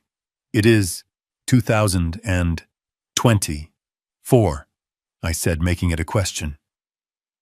Evans wrote something down. He didn't look up. "And who is the President of the United States?" I answered correctly. He wrote again, Harold. "Your family tells me you have been exhibiting aggressive behavior, violent outbursts. Is that true?" I looked at the fireplace where Todd had smashed my wife's jewelry box. I looked at the wall where the safe was hidden behind the painting. "I don't like loud noises," I said softly. "They scare me." Evans nodded, scribbling furiously. "Paranoia. Hypersensitivity." "And the incident with the soup," Evans asked, his eyes drilling into mine. "You poisoned your daughter, Harold. Did you know you were doing it? Did the voices tell you to do it?" I felt a spike of cold rage in my gut. He wasn't diagnosing me. He was building a narrative. He was feeding me the lines he wanted me to say. "I thought it was parsley," I mumbled, looking at my hands. Dr. Evans stopped writing. He leaned forward. "Parsley doesn't come in a blue vial, Harold." I froze. I looked up at him. How did he know about the vial Todd? Todd must have told him about the vial he thought I used. But I had never mentioned a vial to the police. I had only said jars. "You talked to Todd about the vial?" I asked, dropping the senile act for a microsecond. Evans blinked, realizing his slip. I am speaking hypothetically. The point is, you introduced a foreign substance." He turned the page on his clipboard with a snap. "Let's do a cognitive test. I am going to say 3 words. I want you to repeat them back to me in 5 minutes. Apple, table, penny." I looked at him. I looked at the sweat on his upper lip. I looked at the tremor in his hand holding the pen. Apple. Table. Penny, I repeated. We sat in silence. Todd tapped his foot. Rebecca chewed her lip. The clock ticked. 5 minutes passed. "Okay," Harold Evans said. "What were the words?" I looked at him blankly. "What words?" I asked. Todd let out a sigh of relief so loud, it sounded like a tire deflating. Evans smiled a predatory smile. He wrote on his clipboard in large block letters. I could read it upside down. "Severe cognitive decline. Immediate danger." He stood up. He didn't offer to shake my hand. He turned to Todd. "It is worse than you described," he said, his voice grave. "He is completely detached. The memory loss is profound. Coupled with the violent episode, I cannot in good conscience recommend he stay in this environment." Rebecca started to cry. Fake dry sobs. "Oh, Dad, I am so sorry." "What is the diagnosis?" Dr. Todd asked, trying to hide the eagerness in his voice. "Acute dementia with psychotic features," Evans declared. He ripped the page off the clipboard and handed it to Todd. "This is a medical hold recommendation. He needs a secure facility, somewhere they can manage his episodes." Todd took the paper. He looked at it like it was a winning lottery ticket. "Thank you, doctor. We just want him to be safe." I stood up. "I have to go to the bathroom," I said. "Sit down, Harold," Todd snapped. "We aren't done." The doorbell rang again. Todd checked his watch. "That will be Mr. Sykes." "Mr. Sykes?" I asked. "The social worker," Rebecca said, wiping her dry eyes. "We called him to help with the transition." Todd went to the door. He came back with a man who looked like a thumb in a cheap suit. Mr. Sykes was short, broad, and had the dead eyes of a bureaucrat who had sold his soul for a pension. He didn't look at the room. He looked at the paperwork Todd shoved into his hands. "Dr. Evans's report." Sykes asked, his voice a monotone drone. "Right here," Todd said. Sykes scanned it. He nodded. He looked at me for the first time. He didn't see a person. He saw a file number. "Mr. Harold King," he said. "I am an emergency caseworker with Adult Protective Services. Based on the medical evaluation provided by Dr. Evans and the sworn affidavits from your family regarding the poisoning incident, The state is intervening. Intervening? I asked, my voice trembling. You are being placed under a temporary 5150 hold for emergency psychiatric evaluation, Sykes said. You have been deemed an imminent danger to yourself and others. A hold, I stepped back. You are taking me away. We are transporting you to the Greenbrier Behavioral Health Center, Sykes said. They have a bed waiting. The transport team is 5 minutes out. Greenbrier. I knew the place. It was a warehouse for the unwanted, a place where they sedated you until you forgot your own name or until your family drained your accounts and stopped paying the bill. You can't do this, I whispered. This is my house. It is for your own good, Dad, Rebecca said, standing up. She walked over to me.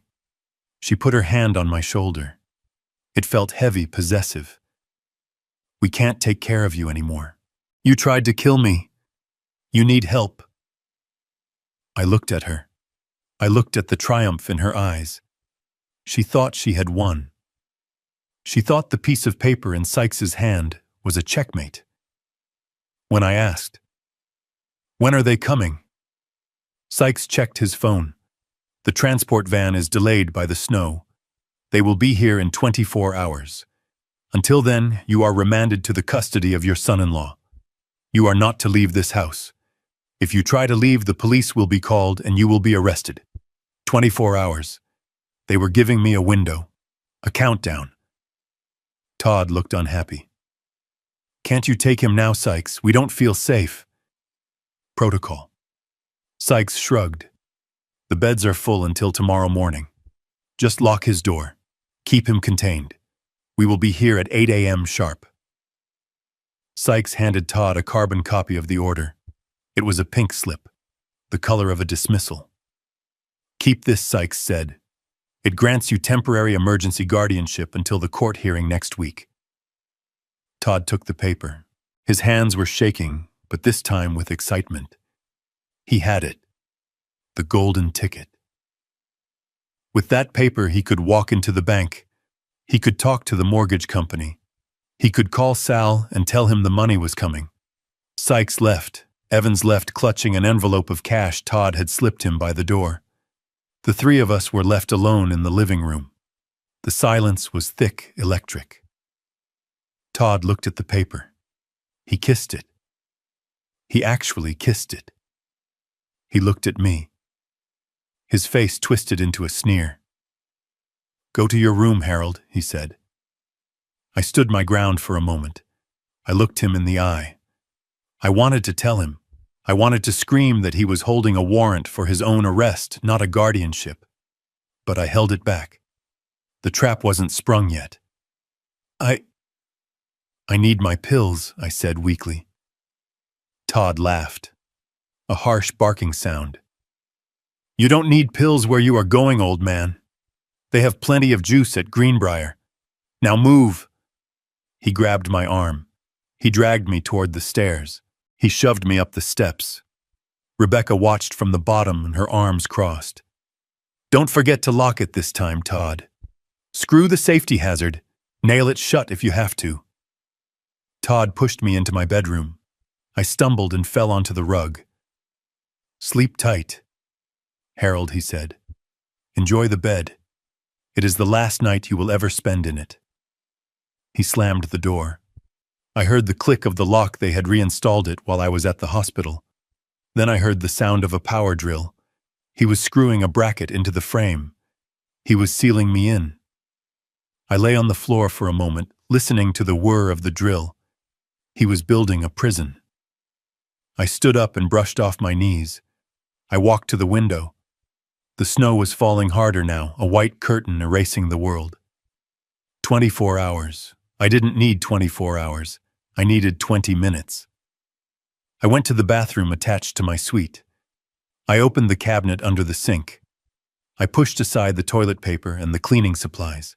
There in the back was a plastic jug of industrial drain cleaner, high-concentration sulfuric acid.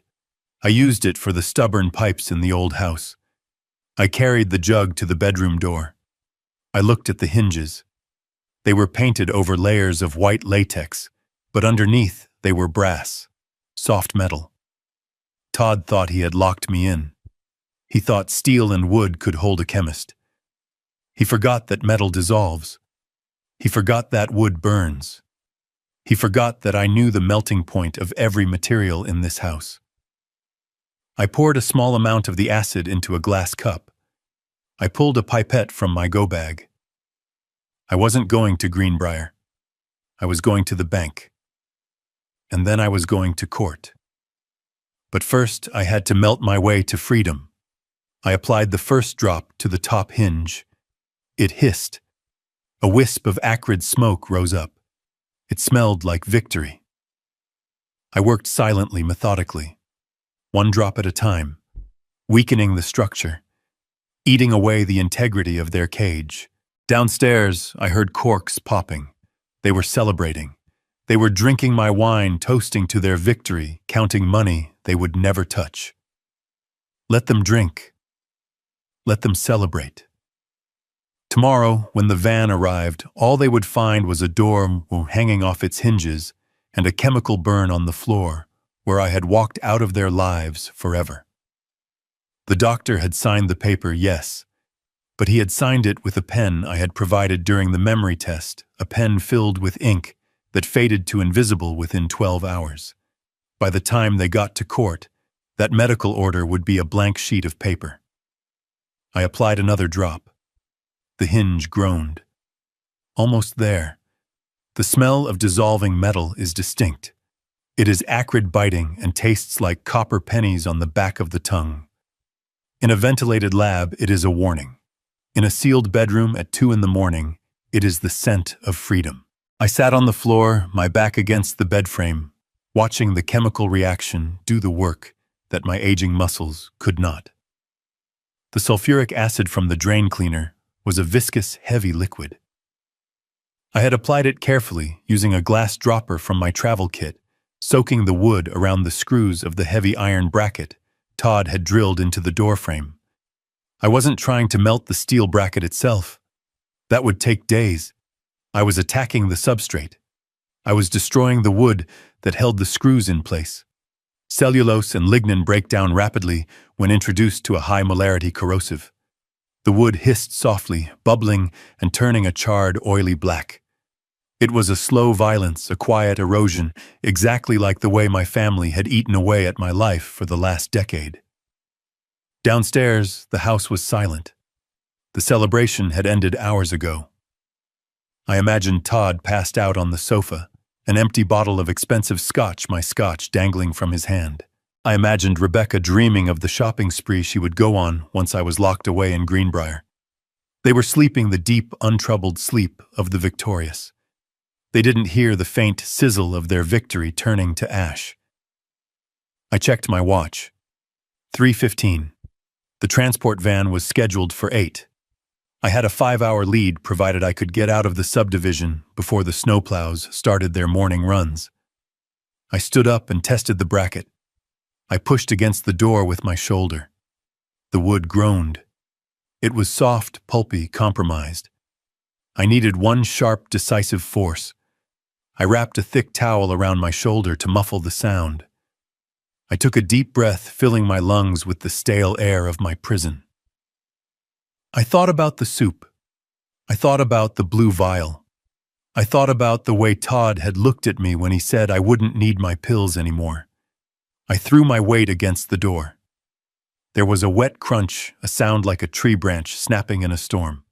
The screws pulled free from the dissolved wood, taking chunks of black sludge with them. The door swung open. I didn't step out immediately. I froze, listening. The house settled. The refrigerator hummed downstairs. No footsteps. No shouts. The silence held. I grabbed my go-bag from under the floorboard. It was light, efficient. I put on my heavy coat, my hat, and my gloves. I took one last look at the room. I looked at the bed where I had slept for 30 years, the place where I had mourned my wife, the place where I had decided to save myself. I would never see this room again. Good. It was a crime scene now. I stepped into the hallway. The floorboards were treacherous, prone to creaking, but I knew every inch of this house. I knew where to step. I hugged the wall, moving like a shadow. I reached the top of the stairs and looked down into the foyer.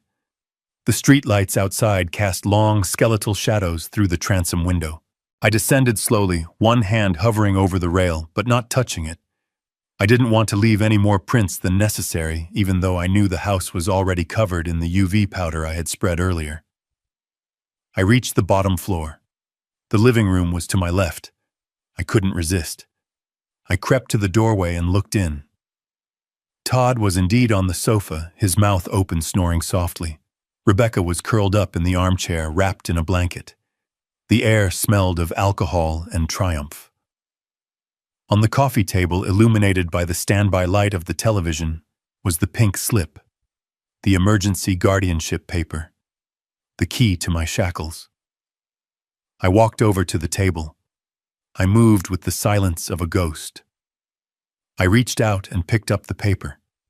Dr. Evans's signature was scrawled at the bottom in the blue ink of the pen I had lent him.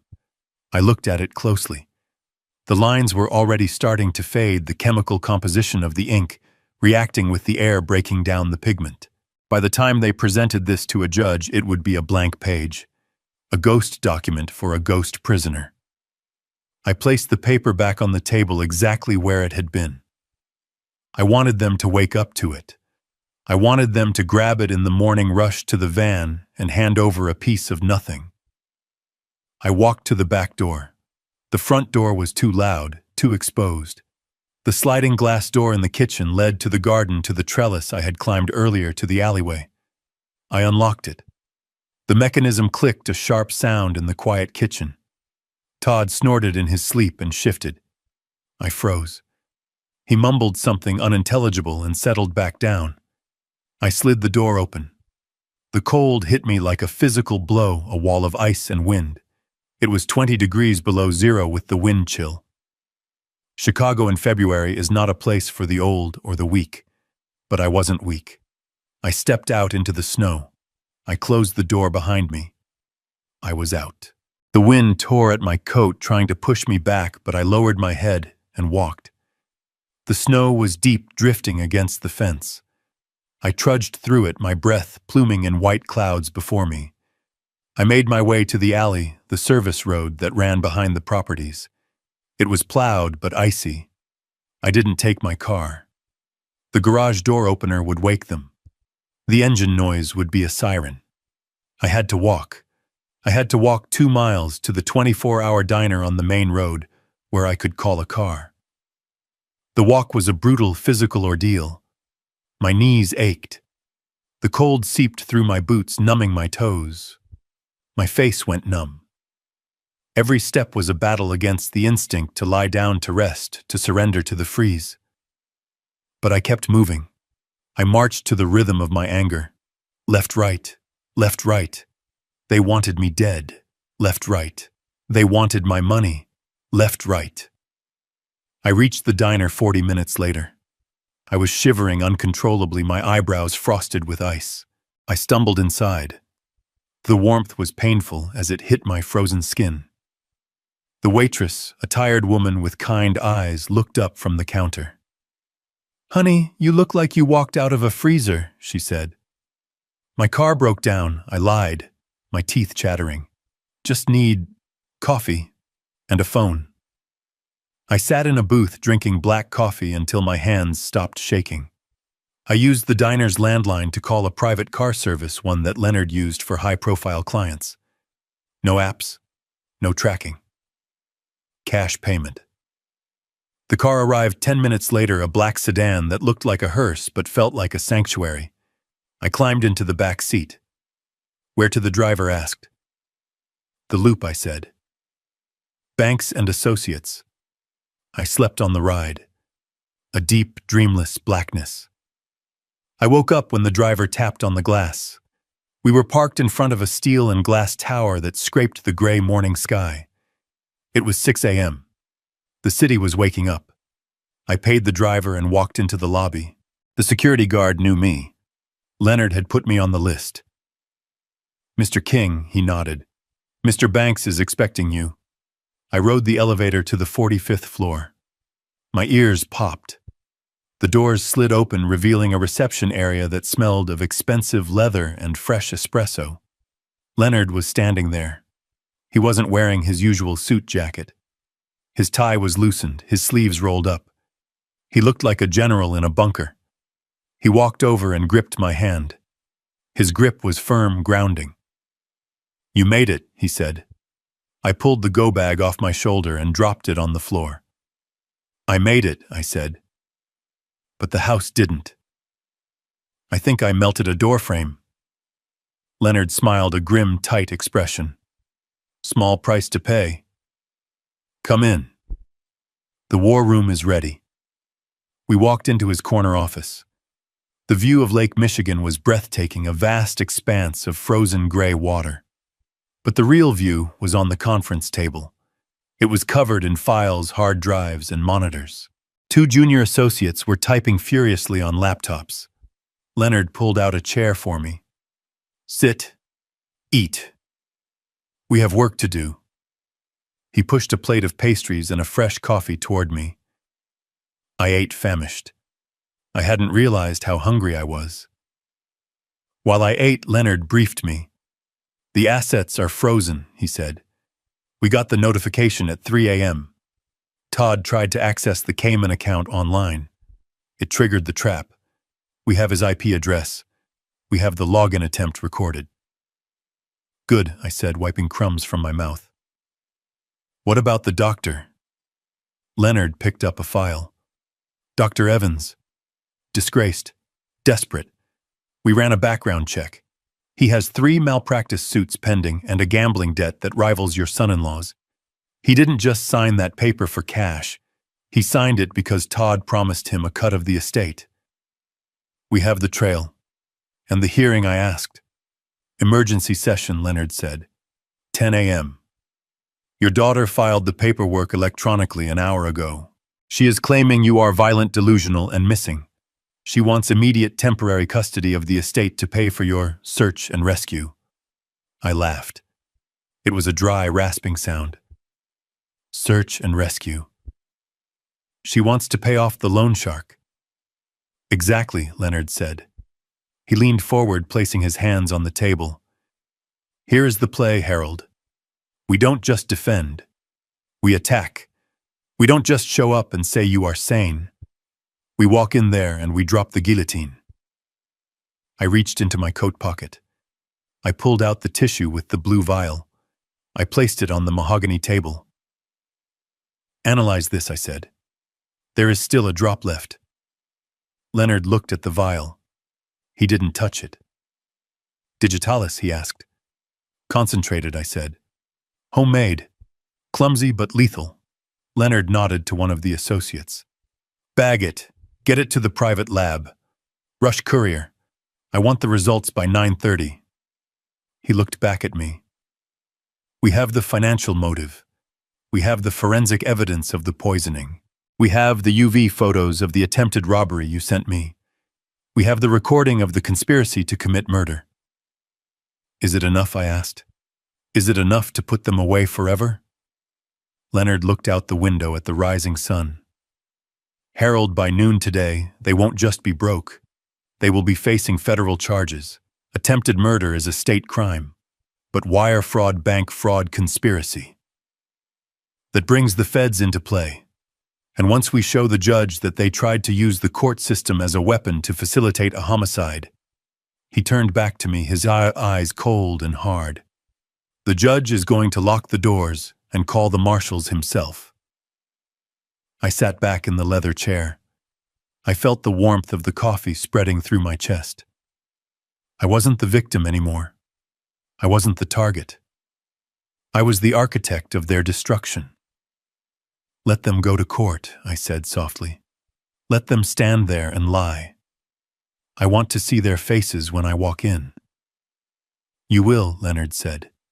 "You will see everything."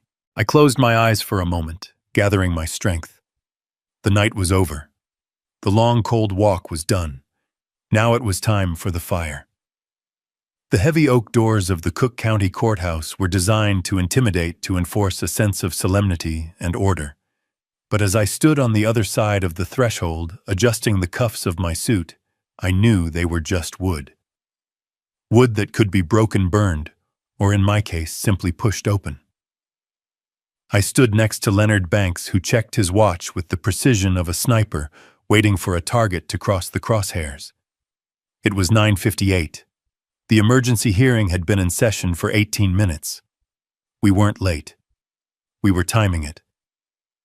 Leonard wanted them to commit. He wanted them to say the words on the record.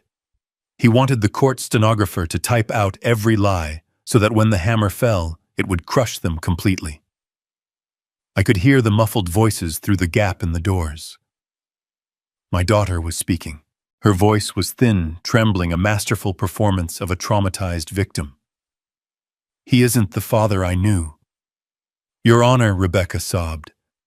The sound of her crying used to break my heart. Now it just made my pulse steady. It was like listening to a chemical reaction bubbling in a beaker, predictable, volatile, and ultimately controllable. He looked at me with such hatred. He poured the liquid into my soup, and he smiled. He watched me eat it. If my husband hadn't rushed me to the hospital. She trailed off, letting the silence do the heavy lifting. I pictured her in there. She would be wearing no makeup, probably dressed in something modest, and slightly disheveled to suggest distress. She was playing to the cheap seats, even though the room was nearly empty, save for the judge, the bailiff, and the court clerk. "And where is Mr. King now?" the judge asked. His voice was weary, the voice of a man who had seen too many family tragedies and just wanted to clear his docket before lunch. "We don't know," Todd answered. His voice was deep, filled with a grave, manly concern that masked the terror of his debt. "We locked his bedroom door last night for his own safety, as Dr. Evans recommended. But when we went to check on him this morning, the door was broken. He used some kind of tool. He ran away into the storm. He is out there right now, Your Honor." Rebecca cried, her voice rising in pitch. "He is confused. He is violent. He is 70 years old, and he is wandering around Chicago in a blizzard. We are terrified he is going to hurt himself or someone else. We just need the authority to find him. We need access to his accounts to hire private security to pay for the medical transport. We can't help him if our hands are tied." It was a compelling story. It had everything. The dangerous, senile patriarch, the loving, desperate children, the ticking clock of the weather. I looked at Leonard. He nodded. It was time. The judge sighed. "Based on the medical affidavit from Dr. Evans and the testimony provided here regarding the poisoning incident, I am inclined to agree that Mr. King presents an immediate danger to himself and the public. The court is prepared to grant emergency temporary guardianship to the petitioners Rebecca and Todd." He picked up his pen. I could visualize the ink flowing the signature that would sign away my life, my freedom, and my fortune. Leonard pushed the doors open. The sound was like a gunshot in the quiet courtroom. The heavy wood slammed against the stops. We walked in. I didn't shuffle. I didn't tremble. I walked with the long, confident strides of a man who owns the ground beneath his feet. Leonard walked beside me, his briefcase swinging like a weapon. Todd and Rebecca turned in their seats. The motion was synchronized like two puppets on the same string. Their faces were a study in absolute paralyzing shock. Rebecca's mouth fell open, her fake tears drying instantly in the heat of her panic. Todd gripped the edge of the table so hard his knuckles turned white. They were looking at a ghost. They were looking at the man they thought was freezing to death in a snowbank, the man whose mind was supposed to be mush. Instead, they saw Harold King, freshly shaved, wearing a three-piece suit that cost more than their car eyes, clear and cold as the winter sky. "Wait, Your Honor." Leonard boomed, his voice filling the cavernous room. The judge looked up, startled, his pen hovering inches from the order. "Who is this? This is a closed hearing." I am Leonard Banks representing Mr. Harold King, Leonard said, gesturing to me. And we have a counter-motion to present. Specifically, a motion to dismiss with prejudice and a request for the immediate arrest of the petitioners. Arrest. Todd stood up, knocking his chair back. It clattered loudly on the floor. What is this? How did you— Sit down, sir, the bailiff barked, stepping forward. Your Honor, this man is dangerous, Rebecca shrieked, pointing at me. Her finger was shaking. He is having a psychotic break. He shouldn't be here. He should be in a hospital. I stopped in the middle of the aisle. I looked at the judge. I didn't look at my daughter. She wasn't worth my gaze anymore. I am not psychotic. Your Honor, I said. My voice was calm, measured, the voice of a professor lecturing a classroom of unruly students. I am also not missing. I am standing right here, and I would like to address the court regarding the attempted murder that took place in my home last night. Attempted murder, the judge asked, his eyes narrowing. He looked from me to the trembling couple at the plaintiff's table. Mr. King, your daughter claims you poisoned her. I walked forward until I was standing at the defense table. I placed my hands on the wood. She claims a lot of things, Your Honor, I said. She claims I am senile. She claims I am poor. She claims she loves me. All of them are lies. Todd was sweating profusely now. I could smell it from 5 feet away. He looked at the judge, his eyes wide and desperate. He is lying. He is making this up. Look at the doctor's report. Dr. Evans said— Leonard stepped forward and slapped a thick file onto the judge's bench. Dr. Evans has lost his medical license in 3 states, Your Honor, Leonard said smoothly. And as of an hour ago, he is currently in police custody for writing fraudulent prescriptions. We also have the bank records showing a cash withdrawal of $5,000 from Todd Miller's account. Yesterday, money that was handed to Dr. Evans just before he signed that affidavit. Todd made a choking sound. Rebecca looked at him, horror dawning on her face. That is circumstantial, Todd yelled. You can't prove that. We can prove a lot more than that, I said softly. I reached into my pocket and pulled out a flash drive. I held it up. It caught the light of the courtroom chandeliers. Your Honor, I said. This drive contains audio recordings made in my home over the last 48 hours. It contains my son-in-law admitting to debts owed to illegal lenders. It contains my daughter expressing regret that the poison she put in my soup didn't kill me fast enough. And it contains video footage from last night of these 2 people trying to break into my safe with a tire iron while they thought I was asleep. Rebecca let out a wail, a sound of pure animal fear. No, that is illegal. You can't record us in our own house. It is my house, Rebecca, I said, turning to her finally. My deed, my title, my rules. And in Illinois, recording a crime in progress to protect one's life falls under a very specific set of exceptions. The judge picked up the file Leonard had put down. He opened it. He looked at the photos of the glowing handprints on the safe. He looked at the transcript of the audio. His face went hard. He looked at Todd and Rebecca with the cold detachment of the law. Bailiff the judge said, his voice quiet and dangerous. Lock the doors. Todd scrambled. He actually tried to run. He lunged for the side exit, pushing past his chair, his eyes fixed on freedom. Sit down! The bailiff shouted, his hand going to his taser. Todd froze. He looked back at me. He looked at the man he had tried to gaslight, the man he had tried to bury. He saw no mercy. He saw only the chemist watching the final reaction take place. Your Honor, Leonard said, opening his briefcase and pulling out another document. We also have the toxicology report from a private lab time-stamped this morning. It analyzes the residue found in a blue vial that Mr. King recovered from the trash after his daughter poisoned his soup.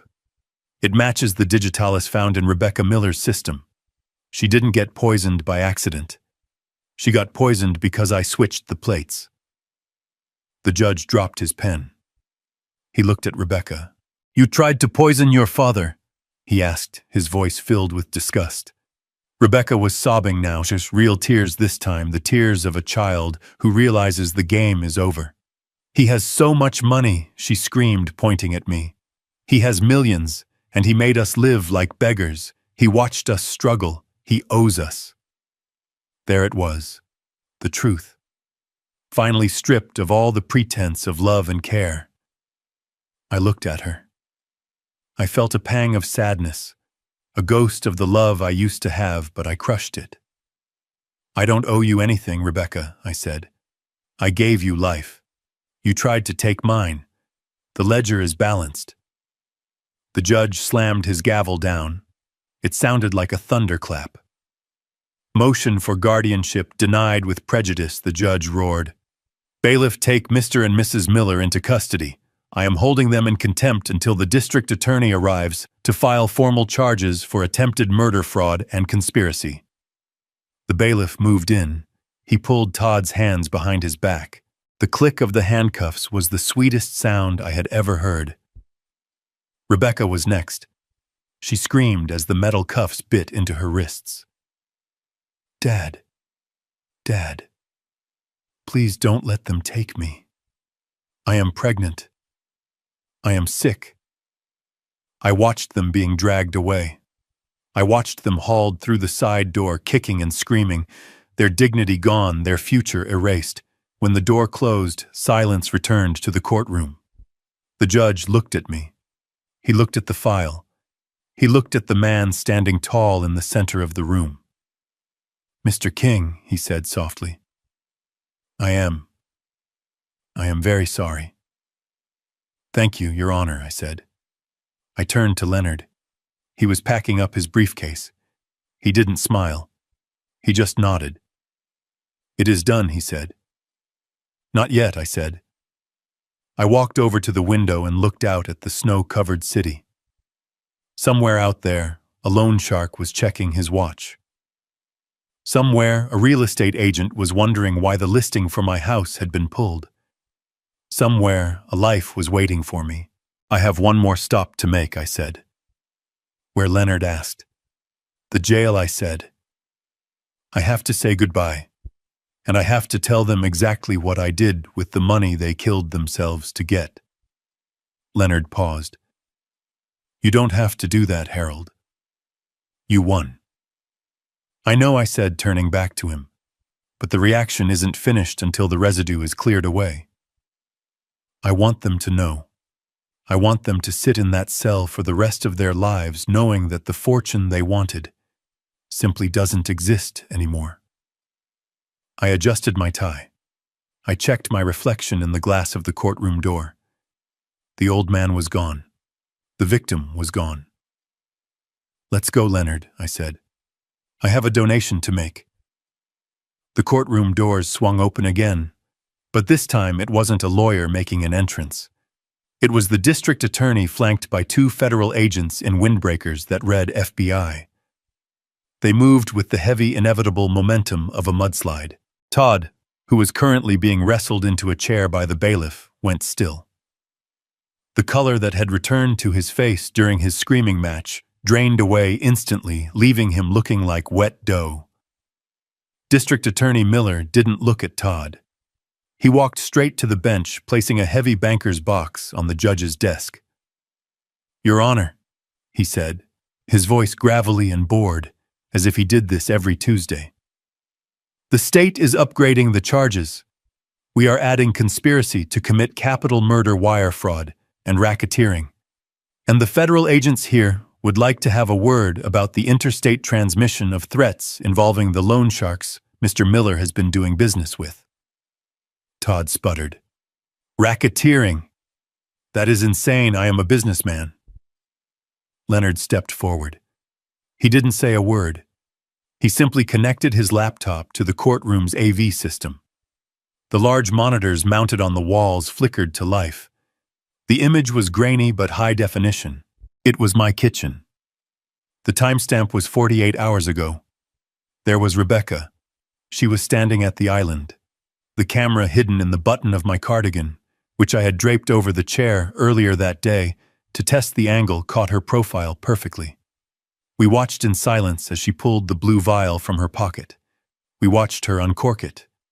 We watched the clear liquid drip into the soup. 1, 2, 3 drops. Rebecca, who was handcuffed and weeping in the jury box where they had seated her, looked up at the screen. She let out a low, keen sound like a wounded animal. There was no denying it. There was no parsley confusion. It was a calculated, cold-blooded dosing. Then the video cut. The screen went black and the audio took over. It was Todd's voice, crystal clear. 7 days, Sal. I know. 500,000. Todd squeezed his eyes shut. He knew that voice. He knew that fear. We force the issue. We get him committed. Once he is in, we liquidate him. The audio shifted. It was the sound of metal on metal. The sound of the tire iron hitting my safe.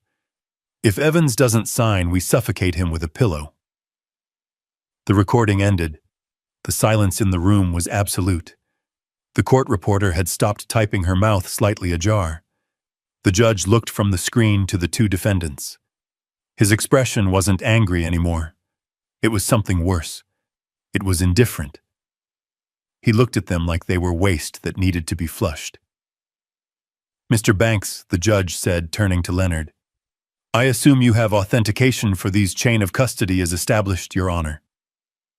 Leonard replied, handing over a thick file. We also have Mr. King's actual medical records dated 3 days ago from the Mayo Clinic. He underwent a full neurological workup. He handed the file to the judge. MRI cognitive testing blood work, Leonard listed. His brain function is in the 99th percentile for his age. He isn't senile. Your Honor, he is probably sharper than anyone in this room. The judge flipped through the pages. He looked at the fake report Dr. Evans had signed, then at the real one. He closed the folder with a snap. This is a circus, he muttered. He looked at the federal agents. They are all yours. The agents moved in. They didn't use the standard handcuffs. They used the heavy transport chains, the ones that link your waist to your ankles. The sound of the heavy steel ratcheting shut was final. Clack, clack, clack. Todd tried to stand up to make one last speech, one last desperate attempt to spin the narrative. He set us up, Todd shouted, spit flying. It was entrapment. He wanted us to do it. He left the door open. He is the criminal. One of the agents simply pushed him down, not gently. You have the right to remain silent, the agent said, his voice devoid of emotion. I suggest you start using it right now, Mr. Miller, before you talk your way into the electric chair. Rebecca wasn't screaming anymore. She was catatonic. She stared at me as they hauled her up. Her eyes were empty black holes in a pale face. She looked at my suit. She looked at Leonard. She looked at the freedom I still possessed. Why, she whispered. It was a single word carrying the weight of a lifetime of entitlement. Because you broke the contract, Rebecca, I said softly, my voice carrying across the room. Parents take care of children. Children cherish parents. You mistook care for weakness, and you mistook my silence for stupidity. The agents hauled them toward the rear exit. The heavy doors opened, revealing a hallway lined with press. The flashbulbs popped like lightning, illuminating their shame in strobing bursts of white light. I watched them go. I watched the backs of their heads, the slump of their shoulders. I didn't feel joy. I didn't feel triumph. I felt a heavy, clean sense of completion, like washing a beaker after a long, dangerous experiment. The toxic elements were removed. The lab was safe. The judge banged his gavel, dismissing the session. Leonard began unplugging his laptop. That went well, he said, closing the lid. I looked at the blank screen where my daughter's crime had just played out. It went exactly as calculated, I said. I buttoned my jacket. I checked my reflection in the monitor. The man looking back was tired, yes, but he was free. and he had a promise to keep. "Come on, Leonard," I said, turning away from the empty defendant's table. "Let's go to the jail. I want them to hear the rest of the story. I want them to know where the money went, and then I want to buy a map. I hear Arizona is beautiful this time of year." The visiting room smelled of bleach and stale desperation, a scent that clung to the cinder block walls and the scratched plexiglass barrier. I sat on the metal stool, my posture upright, my hands folded calmly on the ledge. On the other side of the glass, Rebecca was led in by a guard. She looked like a stranger. The arrogant woman who had sneered at me in my own kitchen was gone, replaced by a haggard figure in a bright orange jumpsuit, her hair matted, her eyes swollen and red. She sat down and snatched the phone receiver from the cradle, her movements jerky and frantic. "Dad!" she screamed into the receiver, her voice tinny and distorted. "You have to get me out of here. You have to pay for a lawyer. The public defender is useless. They are talking about 20 years, Dad. 20 years. I picked up my receiver slowly. I didn't speak immediately. I just watched her. I studied her face, looking for a trace of the little girl I used to read to sleep, but all I saw was the woman who had wished for my death because I was taking up space. "Don't just sit there," she shrieked, slamming her hand against the glass. "Todd told me about the patent. He told me about the money. You have $15 million hidden away. You have been hoarding it while we struggled. Use it. Get me a real attorney, and I will sign whatever you want. I will go away. Just get me out." I leaned forward. My voice was soft, steady, and cold as liquid nitrogen. "I don't have $15 million, Rebecca." She froze.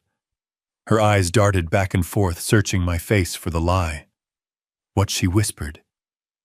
"You are lying." Todd saw the files. The lawyer said, "I had $15 million, I corrected her. Past tense.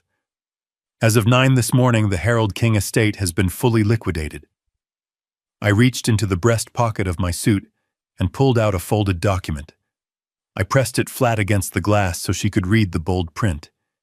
It was a receipt, a transfer confirmation. $15 million, I read aloud, savoring every syllable. Donated in full. Half to the National Center for Responsible Gaming to help people like your husband. And half to the Elder Justice Coalition to protect people like me from people like you." Rebecca stared at the paper. Her mouth opened, but no sound came out. She read the numbers. She saw the zeros. She saw the date. Today. "You gave it away," she choked out. "You gave it all away. Every penny I said. I sold the house to a developer an hour ago. The keys are gone. The accounts are closed. There is no inheritance, Rebecca. There is no bail money. There is no golden parachute. You wanted the money so badly, you were willing to kill for it. Now the money is gone. And you are still here." The realization hit her like a physical blow. She slumped against the ledge, sliding down until her face was level with the counter. "Why," she sobbed. "Why would you do this? Because you broke the heart of the only person who would have saved you," I said. "You chose the money over the father. Now you have neither." She started to scream, then a raw, primal sound of hatred and loss. "I hate you. I hope you die alone. I hope you rot in hell." I stood up. I hung the receiver back in its cradle, cutting off her voice. I looked at her one last time. She was mouthing curses, pounding on the glass. But to me, she was just a silent movie, a tragedy I had already finished watching. I turned and walked out of the room. The heavy steel door clanged shut behind me, sealing the tomb I had built for them. Outside, the air was crisp and cold, the sun reflecting off the snowdrifts. Leonard was waiting at the curb. He wasn't standing next to a sedan. He was leaning against the side of a 45-foot luxury RV, a silver Leviathan, that gleamed in the winter light. It was brand new, fully loaded, and paid for with the only money I had kept, the cash from the sale of my old sedan and the contents of my checking account. Leonard handed me a set of keys and a thick envelope. "The transfer is complete," he said. "You are officially a man of modest means, Harold. The charities are ecstatic." "Let them be," I said, taking the keys. "It is better used than it would have gotten in this family." I shook Leonard's hand. "Thank you, my friend, for believing me." I climbed into the driver's seat. It sat high above the road. The windshield was a panoramic view of a world I had ignored for too long. I smelled the new leather. I felt the hum of the engine as I turned the key. It was a deep, powerful growl. I looked at the passenger seat. It was empty. There was no one to navigate, no one to complain about the heat, just a map of the American Southwest and a travel mug of black coffee. I reached into my pocket and pulled out my phone. It was vibrating. A call from the county jail. Rebecca trying to claw her way back in. Or maybe Todd realizing that his 7 days were up and he was trapped in a cage with no way to pay his debt. I rolled down the window. I popped the back off the phone and pulled out the SIM card. It was a tiny piece of plastic that connected me to a life of lies and betrayal. I snapped it in half with my thumb and forefinger. I tossed the pieces out the window into the slushy gray snow of the gutter. I put the RV in gear. I didn't check the rearview mirror. I didn't look back at the skyline of Chicago, the city where I had raised a daughter and buried a wife and survived a murder. I looked forward. The road was a ribbon of asphalt stretching out toward the horizon. I turned on the radio. Classic rock filled the cabin. I pressed the gas pedal. The RV surged forward, leaving the jail, the court, and the wreckage of my family behind. I was 69 years old. I had no home. I had no children. But as I merged onto the highway heading west toward the setting sun, I realized I had something more valuable. I had the rest of my life. And for the first time in 40 years, it belonged entirely to me. They say blood is thicker than water, but I learned that greed is a corrosive acid that burns through every bond. For decades, I believed my role was to provide and protect, thinking my silence was a shield for my family. In reality, it was the blindfold they used to lead me to the slaughter. True wealth isn't the millions in the bank. It is the clarity to see people for who they truly are, not who you wish them to be. If you are sitting at a table where respect is no longer served, have the courage to walk away before you are forced to switch the plates. If you have ever had to make the hard choice to cut off a toxic family member to save yourself, tell me your story in the comments below.